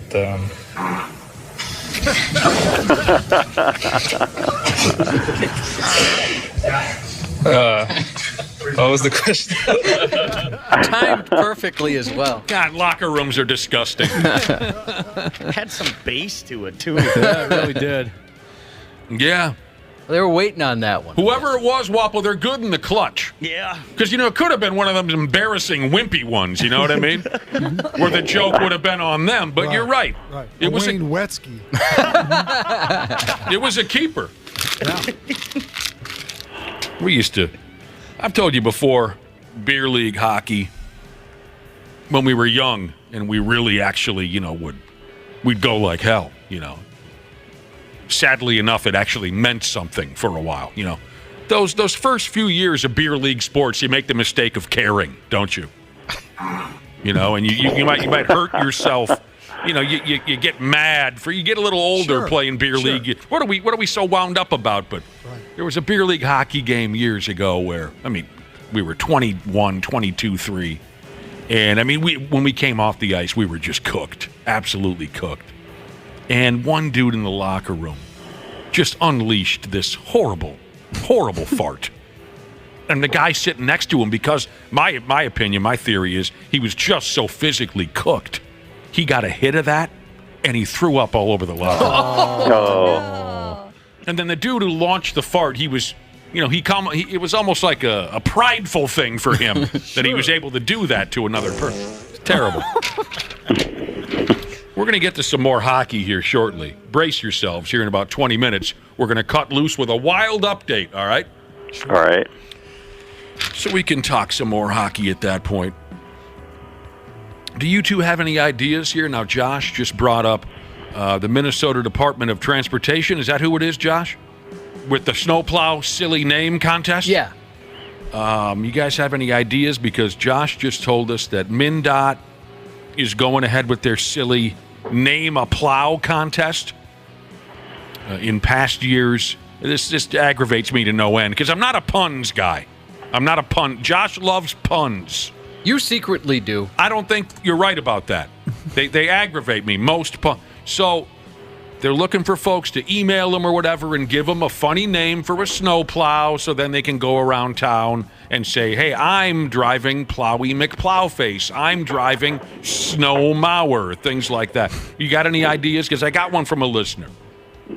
I really don't care as long as they get out and plow the snow in a timely fashion. I really don't care. That's all you care about. Yeah. As long as they clear a path for Brad Ryder. That's right. Okay. We should be naming leaf blower.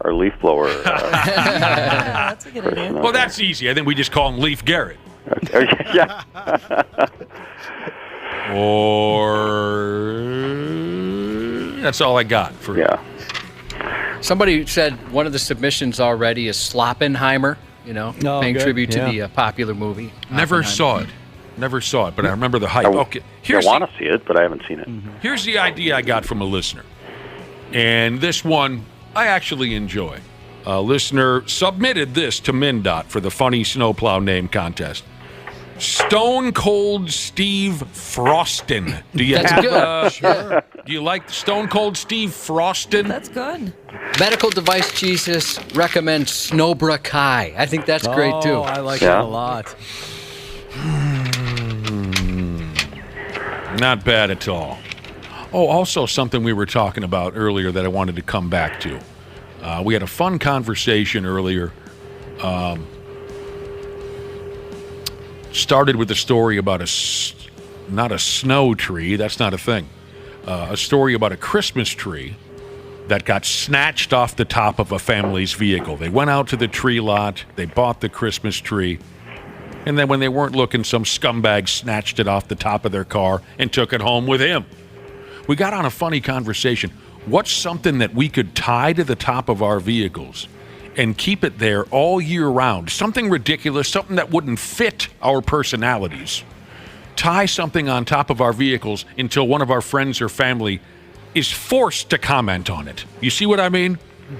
Finally, someone would say, why do you have our ideas so far were a rocking chair, a ladder, especially like, say, for folks like ourselves in this business, we have no reason to ever have a ladder tied to the top of our vehicle. We drive it around all year round till somebody snaps. What were the other ones that people were saying? Baby car seat. Dirty old mattress. A mattress, a big fat roll of carpeting. I got a couple more ideas on this from listeners. We're missing an obvious one, a dead deer. Oh, there you go. Oh, gross. It would start to rot. Yeah, put it on the hood. Yeah. Well, if you parked your car outside, it would stay frozen all winter. Oh, but we're talking all year round, Yeah. Brad Ryder. Oh, okay. But this one grabbed me, especially for us, radio dinks that, we don't do manual labor. Tie some sheetrock up on top of the vehicle. Just rain and snow soaked sheetrock. It's just mush. Not bad, you guys. Appreciate the input from our listening audience. Another suggestion from a listener on the leaf blower guy. Keanu leaves. That's awesome. It's not bad. I've got one for the snowplow, Andrew DePlowa. Oh, dude. Great. Andrew DePlowa. Yeah. It's not bad, Brad Ryder. Somebody recommended Marc-Andre Fleury, Flurry. Yeah.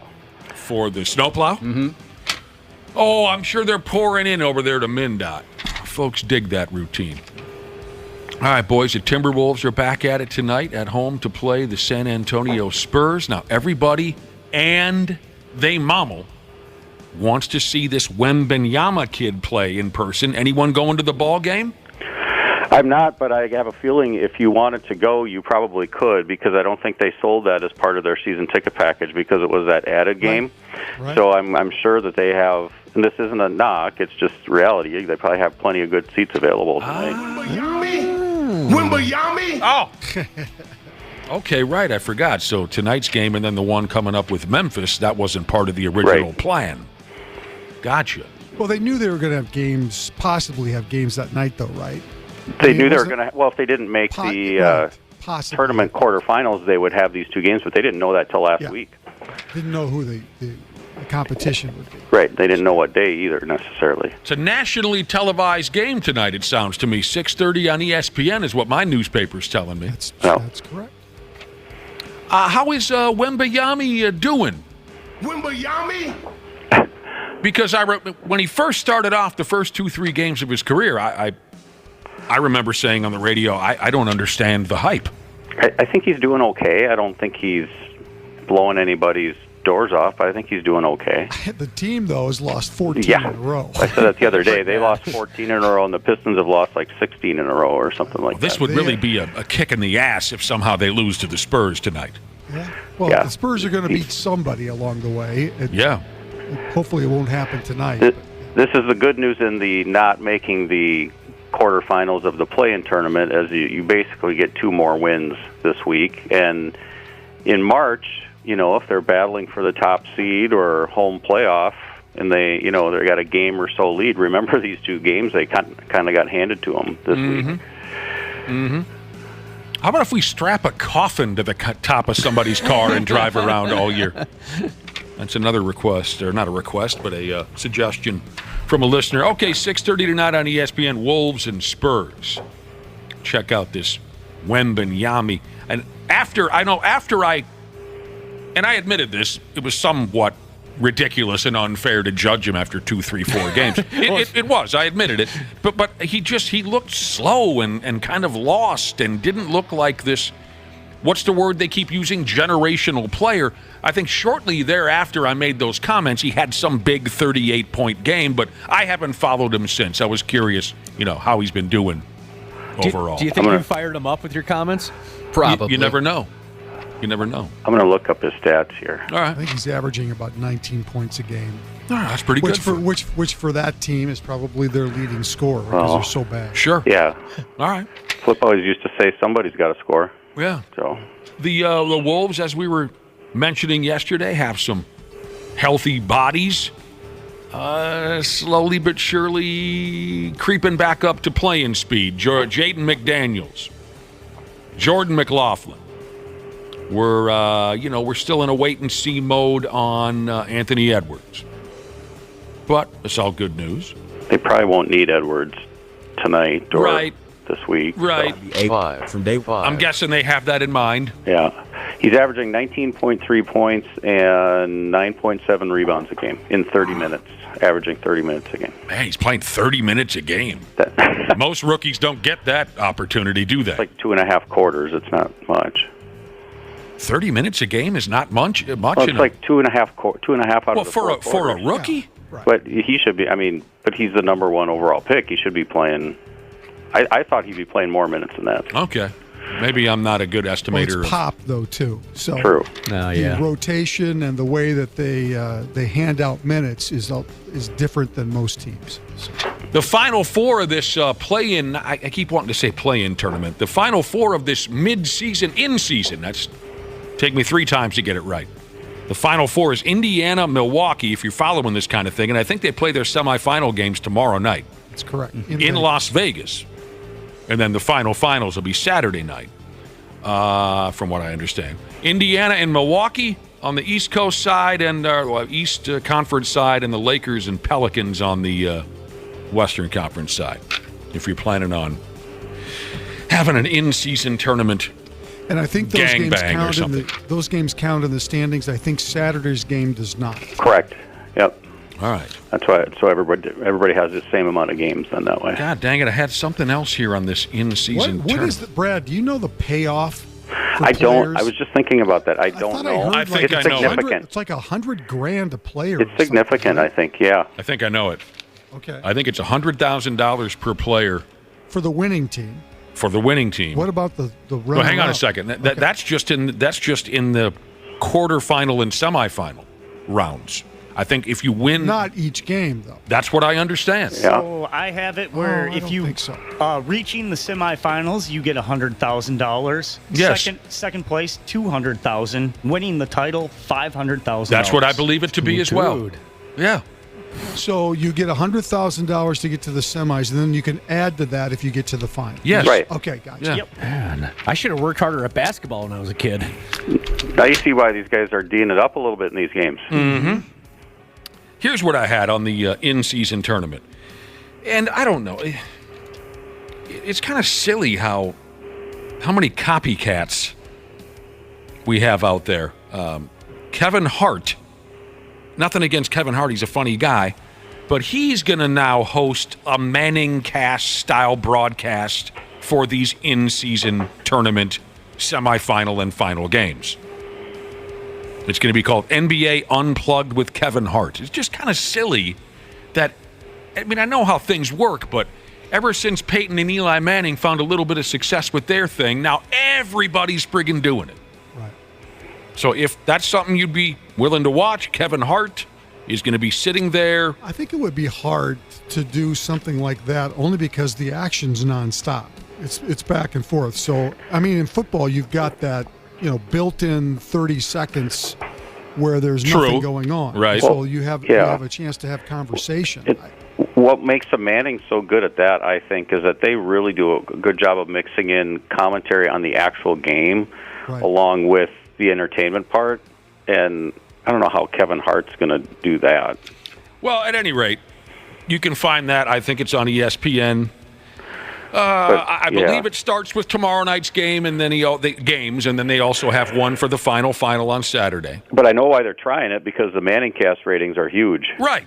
Oh yeah. You don't have to be some kind of a genius to figure out what the hell's going on. Right. It's just kind of, I don't know. If I were Kevin Hart, he's got all the money in the world. There's nothing wrong with making more easy money, but I think I like to believe I would say, well, I don't want to do it exactly like those guys are doing. It's kind of embarrassing, But that could be the liquor talking. I didn't even mention who he's hosting the show with, and Josh is pumped about this. Kevin Hart will host the show alongside someone called the Plastic Cup Boys? What? Does anyone know who they are? And it's B-O-Y-Z. Why, Josh? Because they nasty. He'll be hosting the show alongside the Plastic Cup Boys. Sounds like they came up with that at a college party. Yeah. Well, isn't that like a comedy group he's a part of? I have no single solitary idea. Yeah, it is a comedy group. Yeah, I thought he was like one of the like the blue collar comedy tour, that kind of thing. I thought it was like similar to that. So it's like guys that he works with. And then they're going to throw in some jocks and some other celebrities and this and that. Whatever happened to his program that he called it Cold as Balls? Does he still run that program? Yeah, I think so. His YouTube show. Randy, have you watched Cold as Balls? I have not. He sits in a cold tub with... I've seen some of that before. Yes, where he interviews people while sitting in a cold tub. Yeah. I think didn't he interview Carl Anthony Towns for one of those shows? I think he did. I didn't see it. Yeah. I didn't see it either. I don't know, bruh. You guys like slam dunks when you're watching a basketball game? Of course, Those are fun, yeah. Did you remember the old the guy? He played in the NBA for a while. He's like 11'2", Taco Fall. Anyone? Remember the name? Yep. Sure. Taco Fall. How tall is he? Is he like 7'7"? He's got to be, yeah. He had a cup of coffee in the NBA. Now he's playing in the Chinese league. Did we put his dunk up on 93x.com? We did. Check that out if you like slam dunking of the basketball. Look what Taco Fall did to some poor bastard. I feel in so the bad Chinese. for that guy. Oh my God. He's 7'11". The other dude, God bless him. The other dude was, I don't know, 6'1". And Taco Fall's got a wide open lane to the basket. You know he's just gonna hammer the bat. And still, the little guy said, "You know what? I'll try to go up and block the shot." And Taco Fall dunks the ball, and the other guy goes flying into the third row. He's embarrassed. Check that out. That's fun. Yeah, it looked like it hurt too.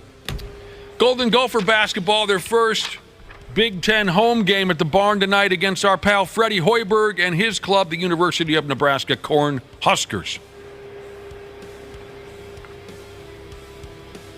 Dig watching Fred. Big Fred fan. The mayor, they called him. We had him on our show for a stretch of time, and he was always great. He was great. He was always great. Miss talking to him. 8 o'clock tonight on the Big Ten Network if you want to go that route with Golden Gopher basketball. Brought to you by Washburn McCreevy Funeral Home. I always have to do my Ray Christensen. I can't help it. Miss Ray. Yeah. All right, what else is going on around here? I'm sure the referees are very fine gentlemen, but the Gophers just can't seem to get a break. What's the rest of the line, Randy? He goes, I'm sure the referees are very fine gentlemen, but the Gophers just can't seem to get a break. Or you knew that they were behind in the game if you tune in the fourth quarter, gosh, and he was his talking voice. about the press box food or the cookies in the press box. And he sounds so defeated. Yeah. Yes. Baseball Hall of Famer John Smoltz is on the verge of turning pro in golf. Yeah. Yeah, he's good. Senior tour. I don't understand the process. Well, you have to go through school, right? Okay, he did that. Yeah, if it's the same as it is on the PGA Tour every year, that there is a number of what they call cards, tour cards that are open to qualify for, and then you have to go to what's called qualifying school, which is like a week-long tournament, and if you finish in the top, whatever it is, 5, 10, whatever number there is, then you can get your PGA Tour card. I'm sure it's the same on the Senior Tour. Yeah, what a friggin' process, but I think we've all heard many times over that when it comes to ex-jocks, you know, from other sports other than golf, John Smoltz and Tony Romo are the bee's knees when it comes to golf. Mm-hmm. And the word is here that John Smoltz is one of 78 golfers headed down to something called the TPC Scottsdale this week. Sure. He has to finish in the top 5. Yep.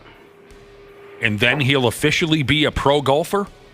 Then he can go on tour. Yeah. Then he can go on tour. Okay. I mean, the guy's busy enough, right? Doesn't he do baseball all summer? He does. So. Well, he'd give that up if he. Well, he might. Yeah. Yeah. it's just so interesting to me that I don't understand golf in any way, shape, or form, and I'm happy to say that. Golf is just such a colossal waste of time. But it's just interesting. I have looked in the newspaper before. Here are the final standings from this golf tournament. And it's 162 guys long. You know what I mean? Yeah. So it's kind of shocking that you hear John Smoltz is so damn good. How the hell is he not already doing this? You following the logic that I'm attempting to use there?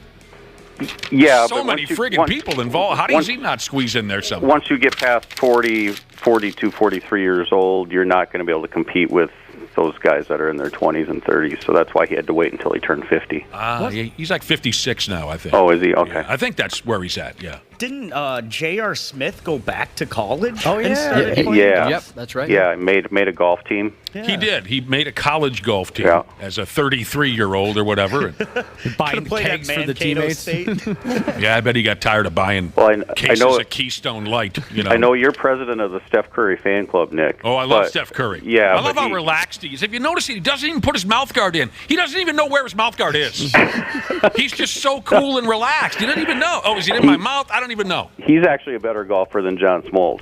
No, he is not. Yes, he is. He is very good. He beat him in that celebrity tournament last summer. Don't So argue with me about golf, Brad. This is my jam here. he may end up trying to qualify for the PGA Tour when he retires. I bet you Randy Shaver's playing with himself when he read this headline. The Chicago Cubs are going after Shohei. Well, they've been going after Shohei. They've been on that list. Well, yeah. Isn't that what I just said? They're going after Shohei. Well, I mean, it's been out there for a while, so I stopped Does playing. that excite you? Does it excite me? I don't really care either way. I thought you were a Cubs guy. I'd rather, well, kind of. I thought they were passing on him because he wanted too much money. Yeah, I would rather see him stay in the American League, to be honest with you. Yeah?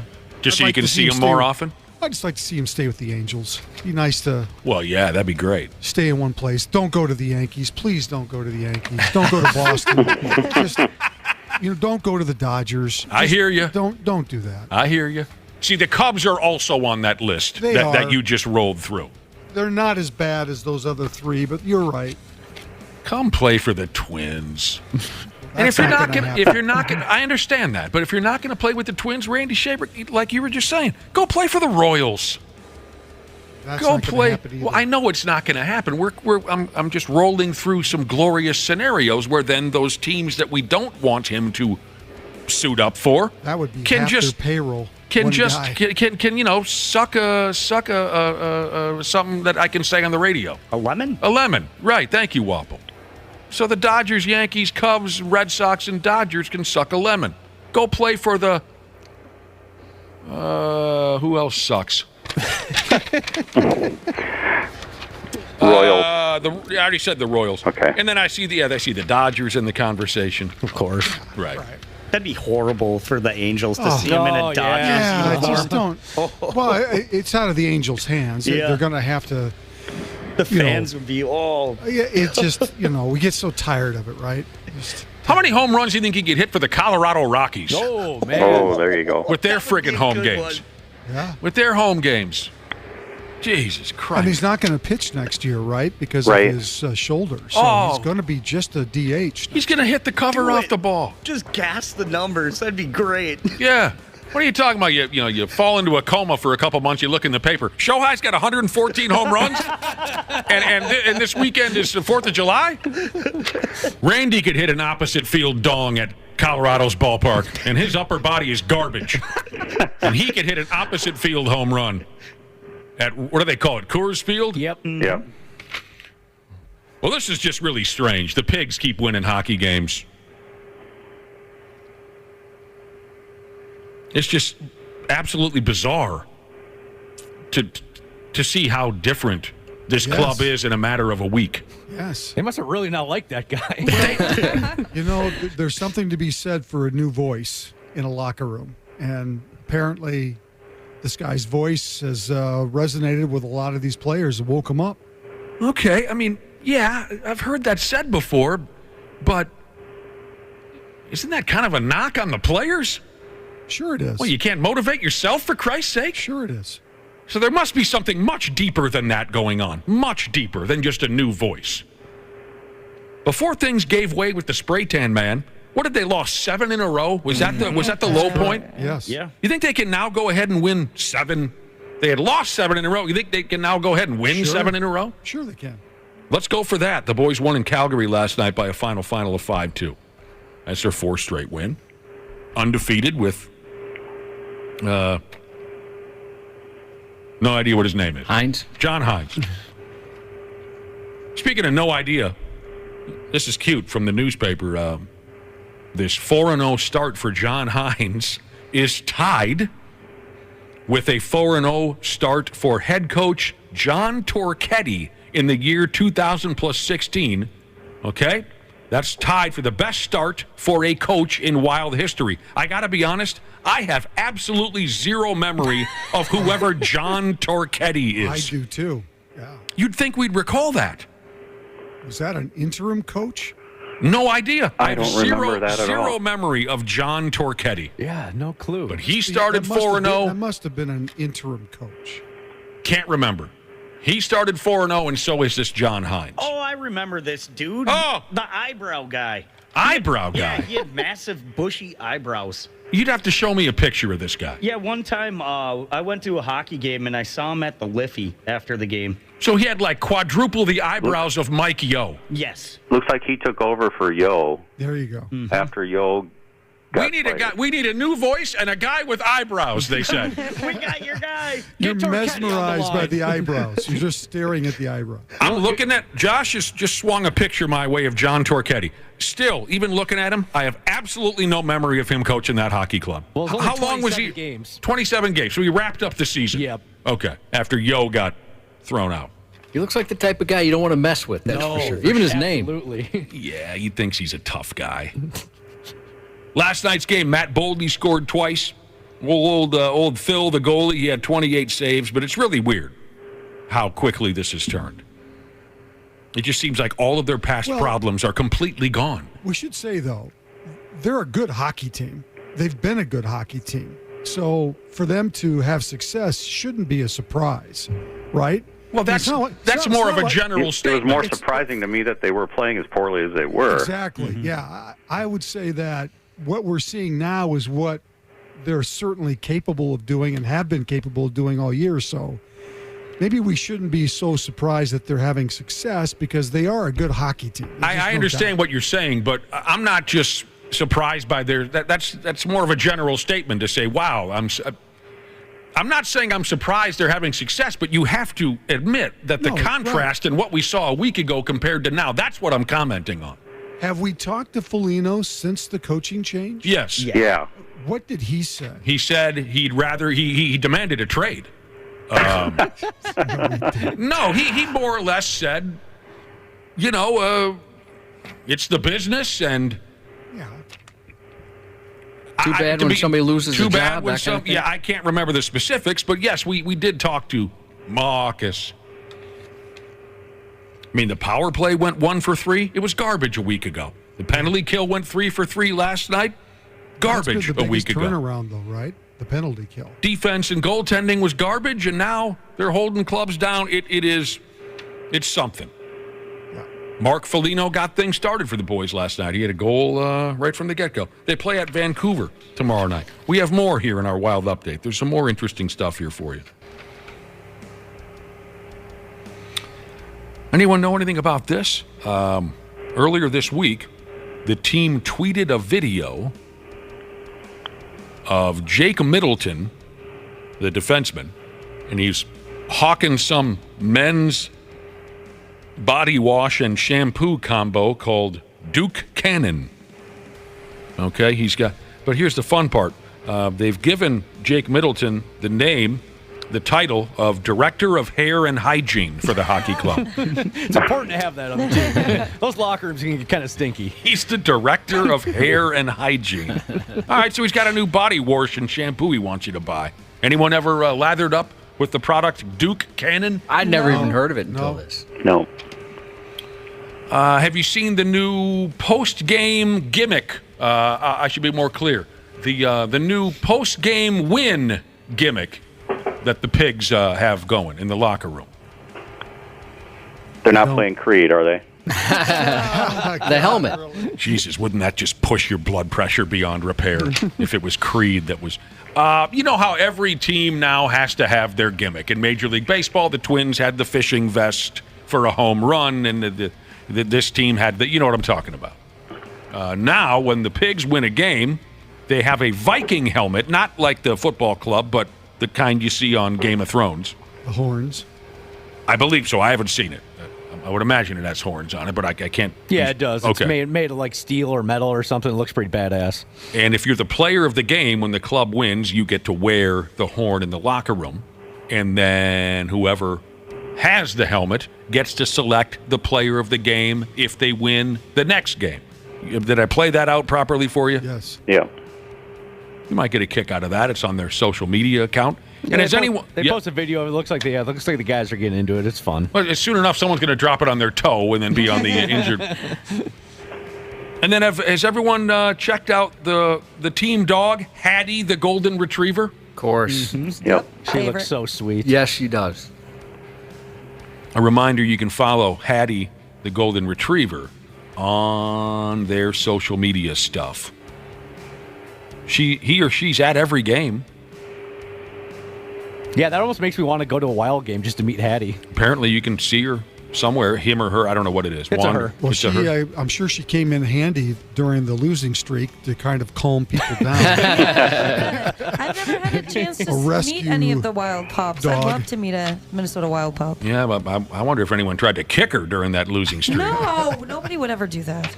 It says here she recently went to Cub Foods, who sponsors Hattie. And, oh, my goodness, she picked out a nice new bone to bring home. Oh, isn't that great? I got a bone for you. It's not new. My God. Check out Hattie. Check out that helmet celebration. And one more fun fact on this new coach, John Hines. He's from Warwick, Rhode Island. How do you say that, Josh? Rhode Island? Rhode Island. Warwick, Rhode Island. You know who else is from Warwick, Rhode Island? Same hometown? Go, Brad Whiter. Randy. No idea. Rocco Baldelli. Rocco. Oh, really? Also from Warwick, Rhode Island. Do they know each other? Don't know. Yeah, I wonder. Don't know. Warwick is probably not very big, so they might know each other. Neither is that bone I was telling you about. Well, I knew that. But it gets the job done. You can fit in a doggy bag. Yeah. It gets the job done. That's your Minnesota Wild Update brought to you by Luther Kia of Bloomington. Something else hockey related. We've bothered Marcus Foligno a couple times on the radio about how he's got a brother playing in the NHL. His name is Roland Foligno. Nick Foligno plays for the Chicago Blackhawks. Did you guys know there's 20 sets of siblings playing in the NHL this season? Wow. That's crazy. Now, a handful of them, I guess, you might say they're in the system, you know? Oh, sure. Maybe They're not playing the big level. But, I mean, still, 20 sets of siblings. It's crazy, including Does that count the Sutter brothers or the Sedin brothers? The Sedins are done, and so are the Sutters, unless... Well, there might be younger Sutters. Right. I don't see Sutters on the list. But that was the big thing when I was a kid. Weren't they? How many were there at one 6. time? 6 brothers playing in the NHL. When I was a kid, the Sutters were where it's at. Rich, Ron, Brent, Brian, Daryl. Other brother Daryl. And the other brother. I missed that show. Someone look it up. Help me out. Rich, Ron. Oh, I got it. Rich, Ron, Dwayne, Daryl, Brent, and Brian. I think I got all 6 of them. That show's still on cable every night. Newhart? Josh, yeah. Oh, I got to watch that. Yeah. Of course. Long old shows. Norman Lear passed. They just announced it. Yep, I just saw Passed yesterday. 101 years old. Created some of my favorite shows. Family. All in the Family. Good Times, The Jeffersons. Oh, God help us. When you said Norman Lear, I pictured, what was the name of the actor who played Mr. Roper on Norman Fell. That was Norman Fell. Norman Lear, who created all the shows. Yeah. Yes. 101 years old. He made it to 101. Yeah, a lot of siblings playing in the NHL this season. The ones you'd be most familiar with. And a lot of them have dads who played in the league, like the Folignos. There's a Hayden and Cale Fleury. They have to be the sons of Theo Fleury. I can't be positive of that. There's a Cal and Nolan Foote. They must be the kids of Adam Foote, but I can't be positive. Yeah. Then you got this weird one, Seth and Caleb Jones. Their dad, Popeye Jones, was a basketball player. An NBA player. Yeah, I remember him. What other names sounded familiar? Again, I can't be sure that these are the children of former NHL players, but Nylander? Sure. Shen? There's the Stalls, of course. Stillman. Riley and Chase Stillman. Are they the children of Corey Stillman? Don't know, but I'm guessing they are. The Kachucks, of course. Sure. The Probilski brothers, the Waterloos, Big Al and his brother Randy. What do I got here? Oh, we talked about this yesterday, and I got to admit that the total disaster quarterback situation the New York Jets have found themselves in is a lot of fun to follow. We talked about it a little bit yesterday. Now the Jets have cut Tim Boyle, whoever he was. He was the starter for a game. Started their last 2 games. Roger's buddy. And as they put it here in the article from Bro Bible, they picked up another garbage quarterback off the scrap heap, and that is Brett Rippon. Oh, gosh. Yeah. And again, the MILF man is reluctant and hesitant to return to the starting lineup despite being asked to do so. And listen to this. I never knew. Rodgers defends Zach Wilson in the story. Have you seen his quotes? I mean, he's pretty upset with the Jets and how they've handled Zach Wilson. Randy, you know me. You know me pretty well. How close do you think I'm going to come to reading quotes from the gas bag? I know you're not, but I'm just saying, I give Rodgers a little bit of credit here and I think he's right too. Zach Wilson has been through a lot with this organization and probably honestly gives them the best chance to win, even though it doesn't feel like it or seem like it. All right. Now, I never looked into who this Tim Boyle was. I never even realized he was starting games in the NFL. So I have no idea who Tim Boyle is, but this part of the article really grabbed me. Bro Bible asked the question, how Tim Boyle even made his way onto the Jets roster is a bit of a mystery. He wasn't even a decent college quarterback. It says right here, in 36 starts for the University of Connecticut and Eastern Kentucky, this Tim Boyle completed 55% of his passes. He threw a total of 12 touchdowns and 26 interceptions. In college? In college. Oh, my gosh.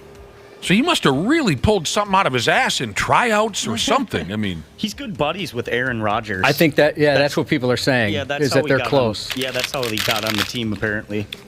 Jacksonville Jaguars quarterback Trevor Lawrence, who looks like he walks around town in the offseason carrying a surfboard. We were talking about him yesterday, too. He got hurt the other night playing Monday Night Footballs. It sounds like the injury could have been a lot worse. The head coach isn't ruling him out. Yeah.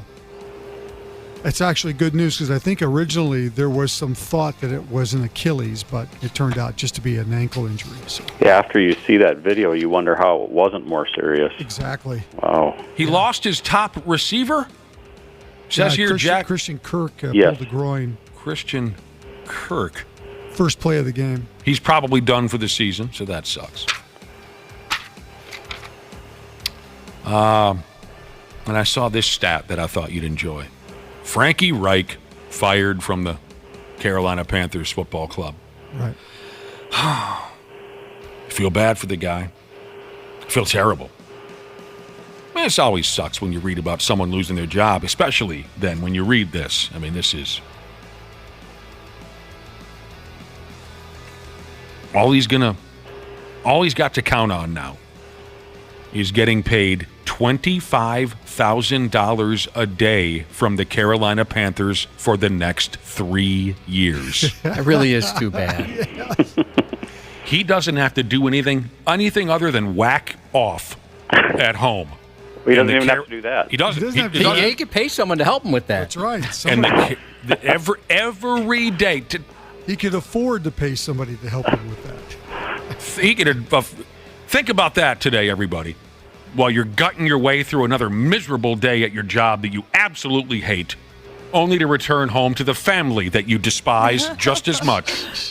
Frank Reich can sit on the couch and play with himself, and the Carolina Panthers are going to hand him $25,000 a day for the next 3 years.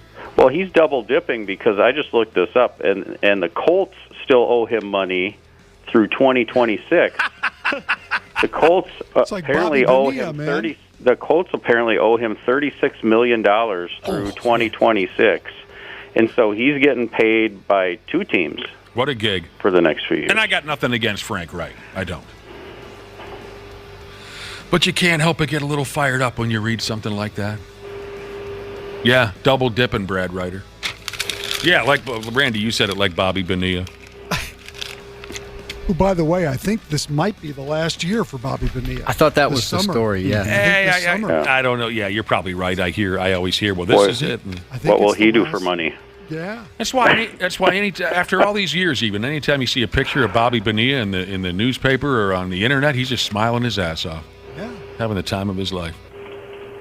You'd almost think like somebody in Frank Reich's situation, they'd find something for him to do to earn some of that money, like around whatever that's sweeping floors or doing something. Yeah, write it into his contract. Yeah, like, hey, or I mean, that's also kind of got to hurt your feelings that they're paying you that much money because you're that bad at your job. Just stay away. We'll give you the money. Just don't come into work.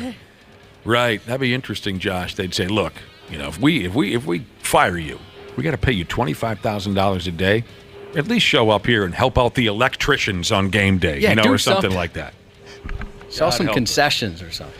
That's a hell of a deal. All right, boys. Thank you very much, Randy Shaver and Brad Ryder, as we creep closer and closer to Toys for Tatas. We got some guests coming in to talk about that. Big day on Friday. We're looking forward to Toys for Tatas. It'd be a real big surprise if you boys showed up drunk together. Oh. That would be a big surprise. Yes, it would be a surprise to me. It'd be very special. It would mean a lot to us. We're going to kidnap you like in old school. Yeah, exactly. Blue. Just call me Blue. It would mean a hell of a lot to us if you guys showed up on Friday. I'm sure that it would, but you're not coming. Yeah. Mean a hell of a lot to the boss. The guy that pays Randy and doesn't pay Brad. Yeah, that guy. Yeah, right. It would mean a lot to him if that matters to you. If I were getting paid, I'd show up. Here's the deal. To a charity event? Nice. Right, to a charity event. Yep. Got to pay me. Yep. We will talk to you guys soon. Thank you very much. Half-assed morning show.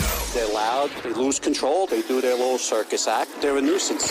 93X. Grace here, customer service rep at Standard Heating. I'm proud to work for a company that understands and takes care of our fellow Minnesotans. Our weather here can be a little unpredictable and even extreme. That's why we've been here for 93 years and counting, to keep our community safe and comfortable. On behalf of myself and Standard Heating and Air Conditioning, we would like to wish you a very happy holidays. And don't forget, Standard Heating and Air Conditioning is open 24/7 for emergency services to make sure you stay warm this holiday season. Go to standardheating.com today. For the real story behind some of wrestling's biggest moments, it's Something to Wrestle with Bruce Pritchard and Conrad Thompson, too. 1995, when WCW announces they're going to be live and head-to-head with Monday Night Raw, feels like this would have been something Vince would have kind of laughed off. No, we did not like them moving to Monday nights. There were a lot of hotels. They all carried CNN, TBS, and TNT. Vince was convinced that Ted Turner had deviously done this deal to get in the hotels and keep us out. Something to Wrestle, wherever you listen. The only really way to start to get rid of them is to vacuum them up, sweep them up, put them in a large garbage can, and then just kind of throw them away. The 93X Half-Assed Morning Show. Ah, dang it, I had something here set aside, and I don't know what I did with it, Josh. It happens a lot. You got a lot of stuff over there. As we dive in here at 8:30, thanks for listening to the 93X Half-Assed Morning Show. Oh, I know what it was. I can try to just gather it in my brain. We had a couple more text messages come in on a couple of the topics we've covered this morning. What wacky-ass object should we tie to the roof of our car and drive it around all year round until somebody snaps and has to ask us about it? Okay, here are a couple. I just saw. I wrote it down, but I misplaced it. Stack of wood pallets. No friggin' reason at all. Stack of wood pallets. It's not bad. How about a gas grill on water skis? People would have some questions. And then also, a couple of our listeners have been texting in about the funny snowplow naming contest at MnDOT and had some more ideas. One of them was Rudy Snow Bear. That's good. God dang it, I can't think of the other one. It was well, good. there was Justin Moore Snow. Oh, here it is. Here it is. Justin Moore, go ahead. And there was Joe Plower. There was a couple other good ones. Snow Mower was a Snow thing. Mower's another one, yep. Okay, I got it. Plowboys from Hell. Oh, that's awesome. That's sweet. That's really good. That is good. I'm starting to come around to some of these. Some of them. I knew you would. If I was talented enough to be able to operate one of those big vehicles and had the stamina to work the 3 days in a row, sometimes they have. Yeah, it's insane, the hours. Mountain Dew and sunflower seeds is what keeps them going. Yeah, I hear you. Mountain Dew and sunflower seeds. That's the one I'd want Plowboys from Hell. Plowboys from Hell. And then one more idea to the car gimmick where you put something on the car until one listener says just tie a dog collar to the back bumper. No. I also thought a good one, again, it's to get people to go, what the hell, dude? Why do you have that on the top of your car? This would be perfect for Minnesota. A surfboard. Yes. All right, here we go. Coming up in a couple of days, we're all going to be piling into Rick's Cabaret Gentlemen's Club downtown Minneapolis for our Toys for Tatas toy drive. It's a beautiful thing. It really is. Our listeners have made us look great over the years with the amount of great toys that have been donated. It's always impressive. It really does. It turns heads. I mean, when we go to these different joints and drop off the donations, damn near every year, the folks say, I'll be damned, because of the amount and the quality of the donations that our listeners make. So let's do it again this year. Friday morning, just in a couple of days, starting at 6 a.m., we'll crack the doors open for Toys for Tatas. Bring in an unwrapped toy or 2 or 3, and you get in for free. You get the delicious free food, and then topless gals as far as the eye can see. And we've got a couple of folks in studio right now from Rick's Cabaret. Say hello, Cherry Bomb. We got something Morning. going on. Is your mic out? Yeah, you got to talk right into the mic, Cherry Bomb. Howdy. Hello. Yeah, holler right into that mic. And Cleo is here as well. Good morning, Cleo. Hello. Say something again, Cleo. Said good morning. There. Great. Grand. Wonderful. It's nice that you gals would come in. Did you even get any sleep before? Yeah, I got some. You worked last night? I did. I got like 2 hours. Do you plan on sleeping before Friday morning? We're going to need you. We're going to need you Friday morning. I plan to get a couple hours in at least. Yeah, I'm definitely not pulling a double Thursday this year. All right, it's going to be something on Friday. Hopefully, I know Cherry Bomb is a past contributor, donator, I guess you should say, you might say, to Toys for Tatas. Cleo, you've been a part of this before? Yes, I have. Everyone's very friendly, I hope? For the most part, yeah. It's pretty early in the morning. Yeah, that is true. It's probably not what you're used to. What do either one of you want for Christmas? Cleo and Cherry Bomb from Rick's Cabaret. If you could tell us one thing that you want for Christmas. Come sit on Uncle Nick's lap and tell us. Here's the thing. I'm such an adult that all I can think about is I really want one of those litter robots for my cat. Because I'm so over cleaning the litter box that's all I can think of. It's that giant one where it kind of turns and then it cleans the poop out. Yeah, they're like $700. I wanted one too. Whoa. Yeah, and I have 3 cats, so I kind of need one. That's a lot of cat poop. Yeah, it's more than my one. Do exotic dancers generally cat people because you work long hours? You can leave them be for such an extended period of I time. guess it depends if you have roommates or somebody at home to take care of it. If you have a dog, but yeah, mainly cats. Okay. I feel like there's also like it's cats and then pit bulls. Yeah. Oh my God! Love that. That's quite the Some range. protection. And if you have both, just hang on to something, I guess, right? You know, I just have cats and a German Shepherd. Okay. Same thing. Cleo, Great dogs. that was Cleo speaking, right? That wanted the automatic cat Cherry. litter. Oh, Cherry Bomb said that. Okay, I'm sorry. Cherry Bomb wants the automatic cat litter scooper upper. Yes, scooper upper thingy. Yeah. It's a pretty good idea. I didn't even know they had such a thing. That's awesome. Yeah, no, I saw it on TikTok once, and I was like, I need that. $700 though. Oh man. Yeah, that's why I want it for Christmas. Someone else can buy it for me. Oh, there you go. Yeah, Barsaw Jesus said he used to have a litter robot, and it was worth every penny. Wow, what a great idea. Really? Okay, what about you, Cleo, if you could think of one thing for Christmas? And here's the thing, be ready, because as you guys know, as you ladies know, some of these guys that come in any night at Rick's Cabaret, and they might buy you something out of nowhere. They might fall in love so quick I would love that. Yeah, you'd like that. So, Cleo, one thing you could get for Christmas. I would love a new pair of work shoes, honestly. Oh, I would. Yeah. I would love a new pair of boots. The big old high. Yes, and I wear 11, so it's really hard to find. Is there like a particular store or brand? How would somebody know? You usually go on, for me, I usually go on Pleasers because I can't find my size in the store, so. I haven't heard of that. Yeah, Pleasers.com. Pleaser. See, you're even giving out the website in case someone... Yeah. I'm a size 8, if anyone needs to know. Cleo, you're hauling around 11s? Yeah, man. They hold onto the pole real good for me. I bet. Yeah, sure. Totally. So some big old boots you can wear on stage. Hell yeah. Okay, what kind of money are we talking about for a pair that you'd say, okay, yeah, I want those? Good pair of boots, usually about 120. Oh, I thought around there. I thought it was going to be way worse than that. Yeah, I did too. They're usually a good 80 to 120 range, depending if you what bedazzles or design you have on the shoe.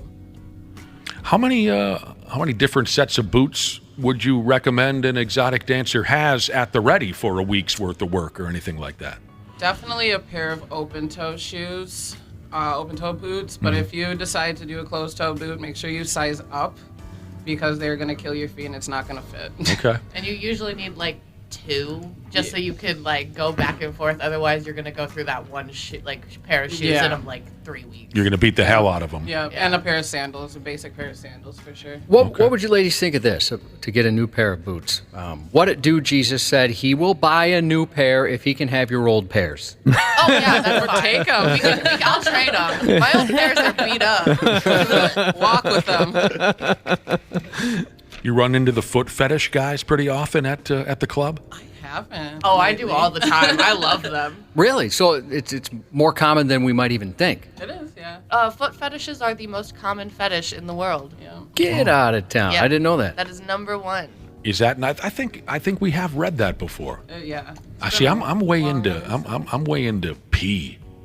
Yeah, he likes the water sports. So. Okay. A messy boy.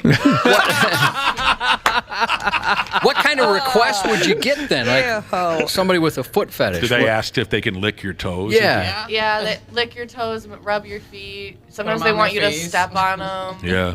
It kind of depends. There's a very wide range. See, I of want you to foot put those boots on. I want you to step in my pee. Oh my God. How much money are you offering? Well, that's a good way to ruin a new pair of boots. That's for sure. I'll put it this way. I'll get you halfway to that cat litter machine. Oh, sounds great. I think we can negotiate. Halfway to that cat litter machine. He can produce quite a bit of urine quite quickly, too, so you're not going to be waiting around long. I don't know if Cleo and Cherry Bomb have heard this, but yes, It's like emptying a bucket. What are you drinking all day? I don't know. There could be. I drink a lot of Gatorade. There could be something wrong with me. But yeah, when I go to the men's room, sometimes Josh has to kind of hold me in place. As long as it's not dark, then we're all good. The color is fine. It's the odor you got to worry about. The foot fetish guys. Okay, the number 1 fetish in the whole world. I apologize, but we can't see the girls. Who was it, Cleo or Cherry Bomb, that gave us that information about the number 1 fetish in the world? Cherry Bomb. Hi, Cherry Bomb. Do you have any idea what number 2 was? Did you look at the list? 3, 4, 5, top 5? I don't. Okay. I think that's all right. I couldn't tell you what the other ones were. Are there any other strange requests you've gotten or you get often from clientele at the club? Oh. I've had an armpit in the back of my knee customer before. Wow. I've had an armpit one. I understand the back of the knee thing. Yeah. What? I guess they're sexy. So say the guy Really? wants to put his face in your armpit? Yeah, I used to have this dude who he would only get a room with me after I did stage if I scraped my deodorant off before I went on stage so he could lick my armpit. My goodness. This is in the VIP area? Yeah. He paid a lot of money to do this. Oh. What? So he licked your armpit? Yeah, that's all he did. We just sat there and he would just lick my armpit for like an hour. Did it tickle? Oh my gosh, that's way too long. Wait, I mean, Are you his just like eyes open? Are you scrolling through social media on your phone? That's a long time. What? Yeah, no, I am. I'm completely ignoring it. Just kind of lay there. I mean, you Usually didn't. they tell you relax, just kind of sit there. Yeah. You don't really have to do much. So this guy licked your armpit, and you didn't. I would have thought to maybe. Hey, ching ching. I'm not ticklish, No. I'm so not. it works out. I'm not judging at all, but I was picturing that maybe even if you're not enjoying it, you would, oh yeah, kind of a thing. Well, that's where you have to make sure you're comfortable with doing it as well. What does it feel like to have your armpit licked? It's very wet and it like kind of tickles, but it just is honestly just a very weird sensation. Okay. Just take a damp sponge and touch it to your armpit. It's gonna feel the same. God dang. Oh, I'm way too ticklish for that. I would never be able to survive that. I would hit the ceiling. Uh-huh. I've told you guys this before, I am so effing ticklish under my arms that I've hurt people. Just throwing elbows? Yeah, oh yes, when I was a kid, when like my brother would do it to me, I would spin around and punch him in the face. I mean, it's my ultimate fear. Don't get any friggin' ideas over there. See, tickling's a double-edged sword. You tell me you're not ticklish, I'm gonna tickle you. You tell me you're ticklish, I'm still gonna tickle you. I will buy up all the cat litter machines. You will never get one. How dare you? You'll be scooping turds until the day that you die. I looked up some of the most popular fetishes, and the one that surprised me, have you heard of looners? Those are balloon fetishists who enjoy inflating and popping balloons for sexual pleasure. That actually raises my anxiety. Like, I've been scared of balloons since I was a kid. I don't like them. You're scared? Oh, really? Yeah, Is like the there a rubber story? balloons, like the latex balloons. I do not like. Like the sound of it? Yeah, just the anticipation of them popping. Oh, That makes sense. Yeah. I don't like them. So you would never pop like the package stuff too? Like the Bubble wrap. aluminum. Yeah. No, I love bubble wrap. Oh. So bubble wrap Like is aluminum balloons are fine. okay. The aluminum ones Mylar, yeah. that say happy birthday and things. Yeah. Like, you're talking about a big latex balloon. You get anxious. Don't like them at all. Yeah, everybody's got like a thing. I That's just told you about my. adorable. I tell you what. Here's the thing. Now I can play the game, can't I, Josh? Oh, no. If either one of you comes anywhere near my armpits today, I will show up Friday at Toys for Tatas with a friggin' stack of latex balloons, and I'll rub them and make the squeaky sound. No. Well, I'm really Drive glad you- you haven't learned my weakness yet. Boy, we could get double duty if you just showed up like Pennywise the clown from It. You're dressed as a clown. That's going to get Ashley, and then you're holding that balloon. We got trouble. Heck no. All right, now we understand each other. So what's the other weakness that we haven't heard yet? I Because think we're done talking about it. Yeah, I gotta keep my mystery. keep the mystery. Fact about Dana: no weaknesses, not one. Nothing you can do to Dana. Nothing terrifies me. Ashley, outside of Everything terrifies me. Ashley, outside of clowns, do you have anything like that? No, that's probably the only one. Yeah, bugs don't really bother me. Oh, I guess I do have like an irrational fear of like dragonflies and ladybugs. I don't like those bugs very much. Dragonflies are erratic. They don't care where they're going. They'll just fly right into the side of your head. Especially if Boom. they're doing it. What does that Dragonflies are doing it. They fly around. And they have no idea where they're going. You've seen dragonfly porn? Yes. There's More porn of violated? everything. Of course, there's dragonfly I've porn. seen it a lot of times. I've never seen such What a number thing. is that on the fetish list? Number 3. Wouldn't that be something? I didn't know you could just walk around town and see some dragonflies going at it. Oh, yeah. Oh, yeah. Well, here's the deal. We're chatting You with. like dragons, do you? I'm not going to do it. Somebody tried to get me this morning on the text machine with that CDs line again. Oh, I saw that. Yeah, asking if you like CDs. People love the dragon. What is it again? Drag D's nuts? Yep. And CDs, then nuts. somebody tried to ask me about CDs this morning, trying to get me to bite on the CDs. No. Here's the deal. We're rapping with Cleo and Cherry Bomb from Rick's Cabaret. Half-assed morning show. They're loud, they lose control, they do their little circus act, they're a nuisance. 93X. That's right. Cleo and Cherry Bomb, two hot mamas that you can meet Friday morning at Toys for Tatas, at our Toys for Tatas charity event. They're in studio with us. The flyest of honeys. Flies. You know it. They fly. Fun time so far.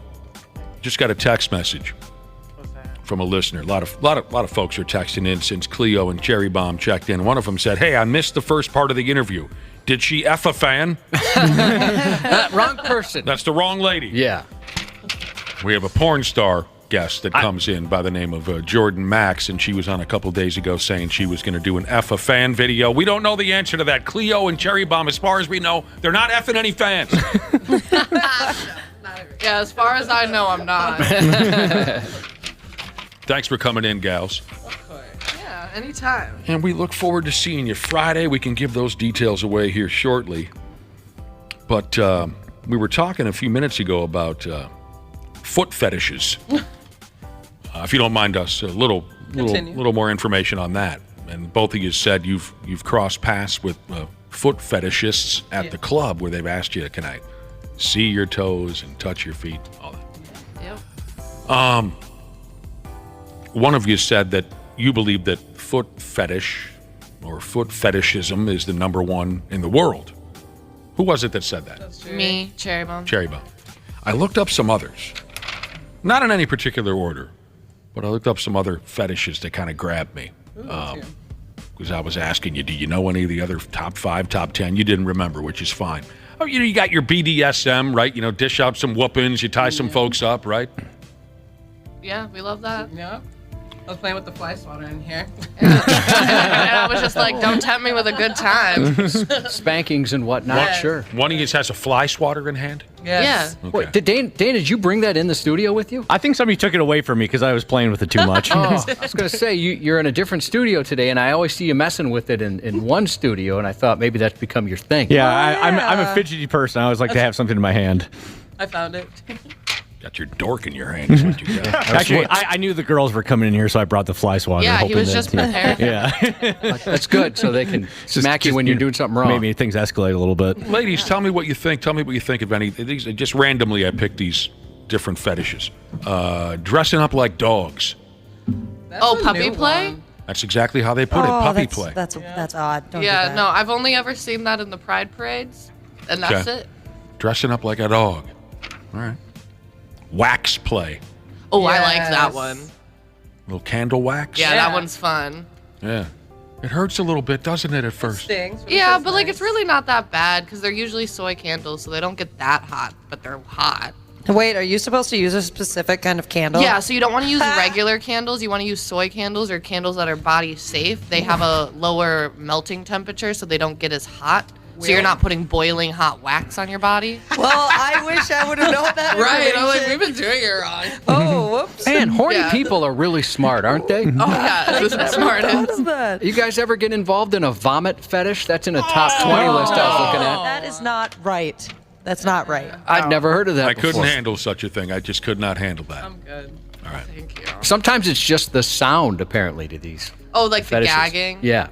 No. I mean, like, I guess, but also that's a Depends, little it much. depends. Yeah, I don't think they'd like the sound like I make when I throw up. I'm a very dramatic puker. It's like the devil is leaving my body when I throw up. We were talking cats earlier. Is it like a long, we were talking about dogs and cats earlier. Ashley, is it a long wind up like a dog or a cat? Oh, yeah. Oh, no. Oh, I feel that. I'm with you on that one, Ashley. I get a long wind up before anything ever happens. Yeah. Dry heaving. I'm just sitting there suffering. Custom applicator Jesus says that the fetish is number 1 is feet, number 2 is number 2. Yeah, that's on the list. No. Oh, why? Yeah, you got your group action. My goodness. We love a good orgy. I like a bad orgy. I'll take one. Josh isn't picky. You got your pee-pee. Give me that pee-pee. Give me some of that. Take it, Josh. Poo, poo. Right. It's the remix of Ignition. Remix of Ignition. What the hell did he say? That was such a funny bit. Who was that? Dave Chappelle. Yeah, Dave Chappelle. Swinging. He's in here. Voyeurism. Oh, that's watching, right? Yeah. Yes. Exhibitionism is the opposite. Right. Okay. So, would it be fair to, the word I'm looking for, would it be fair to define the two of you as exhibitionists? Or is that another level? Sorry, what? Can you repeat the question? Are you an exhibitionist? Yes. Yeah. Yeah. That's one of the reasons I do OnlyFans. Oh, sure. I really like being the center of attention. I love that. You know that. That's great. Are both of you on OnlyFans? I am not. Here's the deal. It's funny you bring that up because a listener texted in and said, do Cleo and Cherry Bomb, do they have social media, this and that? Do they have websites that we can look at? Yeah, you can follow me on everything. Who's me? Sorry. Oh, Cherry Bomb. Yeah. Yeah, you can follow me on everything at XO_CHRRY_XO. That's Instagram, OnlyFans, Twitter, all of it. Could you do that one more time? Keep it easy. Nice. Yeah. So it is XO_CHRRY_XO. And it's that on everything. Okay. What about you, Cleo? All right, I'm getting my Instagram started, but you can add me on Instagram at Miss Cleopatra. That's ms.cle0 PATRA. How's that all going for both of you? I just started it, so hopefully you guys can help me out. I'm her best friend, and I'm not even following her yet. I need to get on that. A cold-blooded. That's good. That's all right. We all start somewhere. Yeah, I mean, I do a lot of social media. I'm pretty active on every platform. I really like it. Ditto. I like the whole little influencer thing. Yeah. Oh, is that right? Yeah. That kind of thing? What kind of an influencer, how do I say, what kind of an influencer are you? A sexy one. I mean, do you have any products you push? No, I do like stripper content and stuff like that. I just honestly I do it for fun because I once again I'm unhinged and being the center of attention. You just like being seen. Yeah. Why not? Fair enough. Well, you can see Cleo and Cherry Bomb Friday morning. It's just a couple days away. Show up early. What the hell? We'll be cracking the doors at 6, like I've said already. Our listeners are awesome, and I know it's going to be another great year. Bring your unwrapped toy. You get in for free. You get the free food. And then you can see Cherry Bomb and Cleo and all the rest of the girls running around in their drawers. And and less, really. And even less. So thanks, Cleo. Of course. Thanks, Cherry Bomb. Thank you. See you on Friday morning. Yes, We'll everybody see have a y'all. good day. Yeah, thank you. You too. Appreciate it very much. Coming up quick. Thanks again. Box truck rapper Jesus. He checked in with a birthday shout out to his smoking hot wife, Volley Baby, turning 41, who he said looks 29 to this day. Double D's Jesus wishes her friend April and Amber a happy birthday today and wants to remind them she'll always be 27 days younger. And on a personal note, in lieu of a legitimate gift, I'd like to wish a happy birthday to my niece Penny, who's turning the big 09 today. The 93X Half-Assed Morning Show. 93. The 93X Half-Assed Morning Show podcast is sponsored by Standard Heating and Air Conditioning. New episodes drop each weekday. If your podcast platform has ratings, go ahead and give us 5 stars and maybe give our enemies 1. Thanks, and here's a word from our sponsor. On behalf of myself and Standard Heating and Air Conditioning, we would like to wish you a very happy holidays. And don't forget, Standard Heating and Air Conditioning is open 24/7 for emergency services to make sure you stay warm this holiday season. Go to standardheating.com today.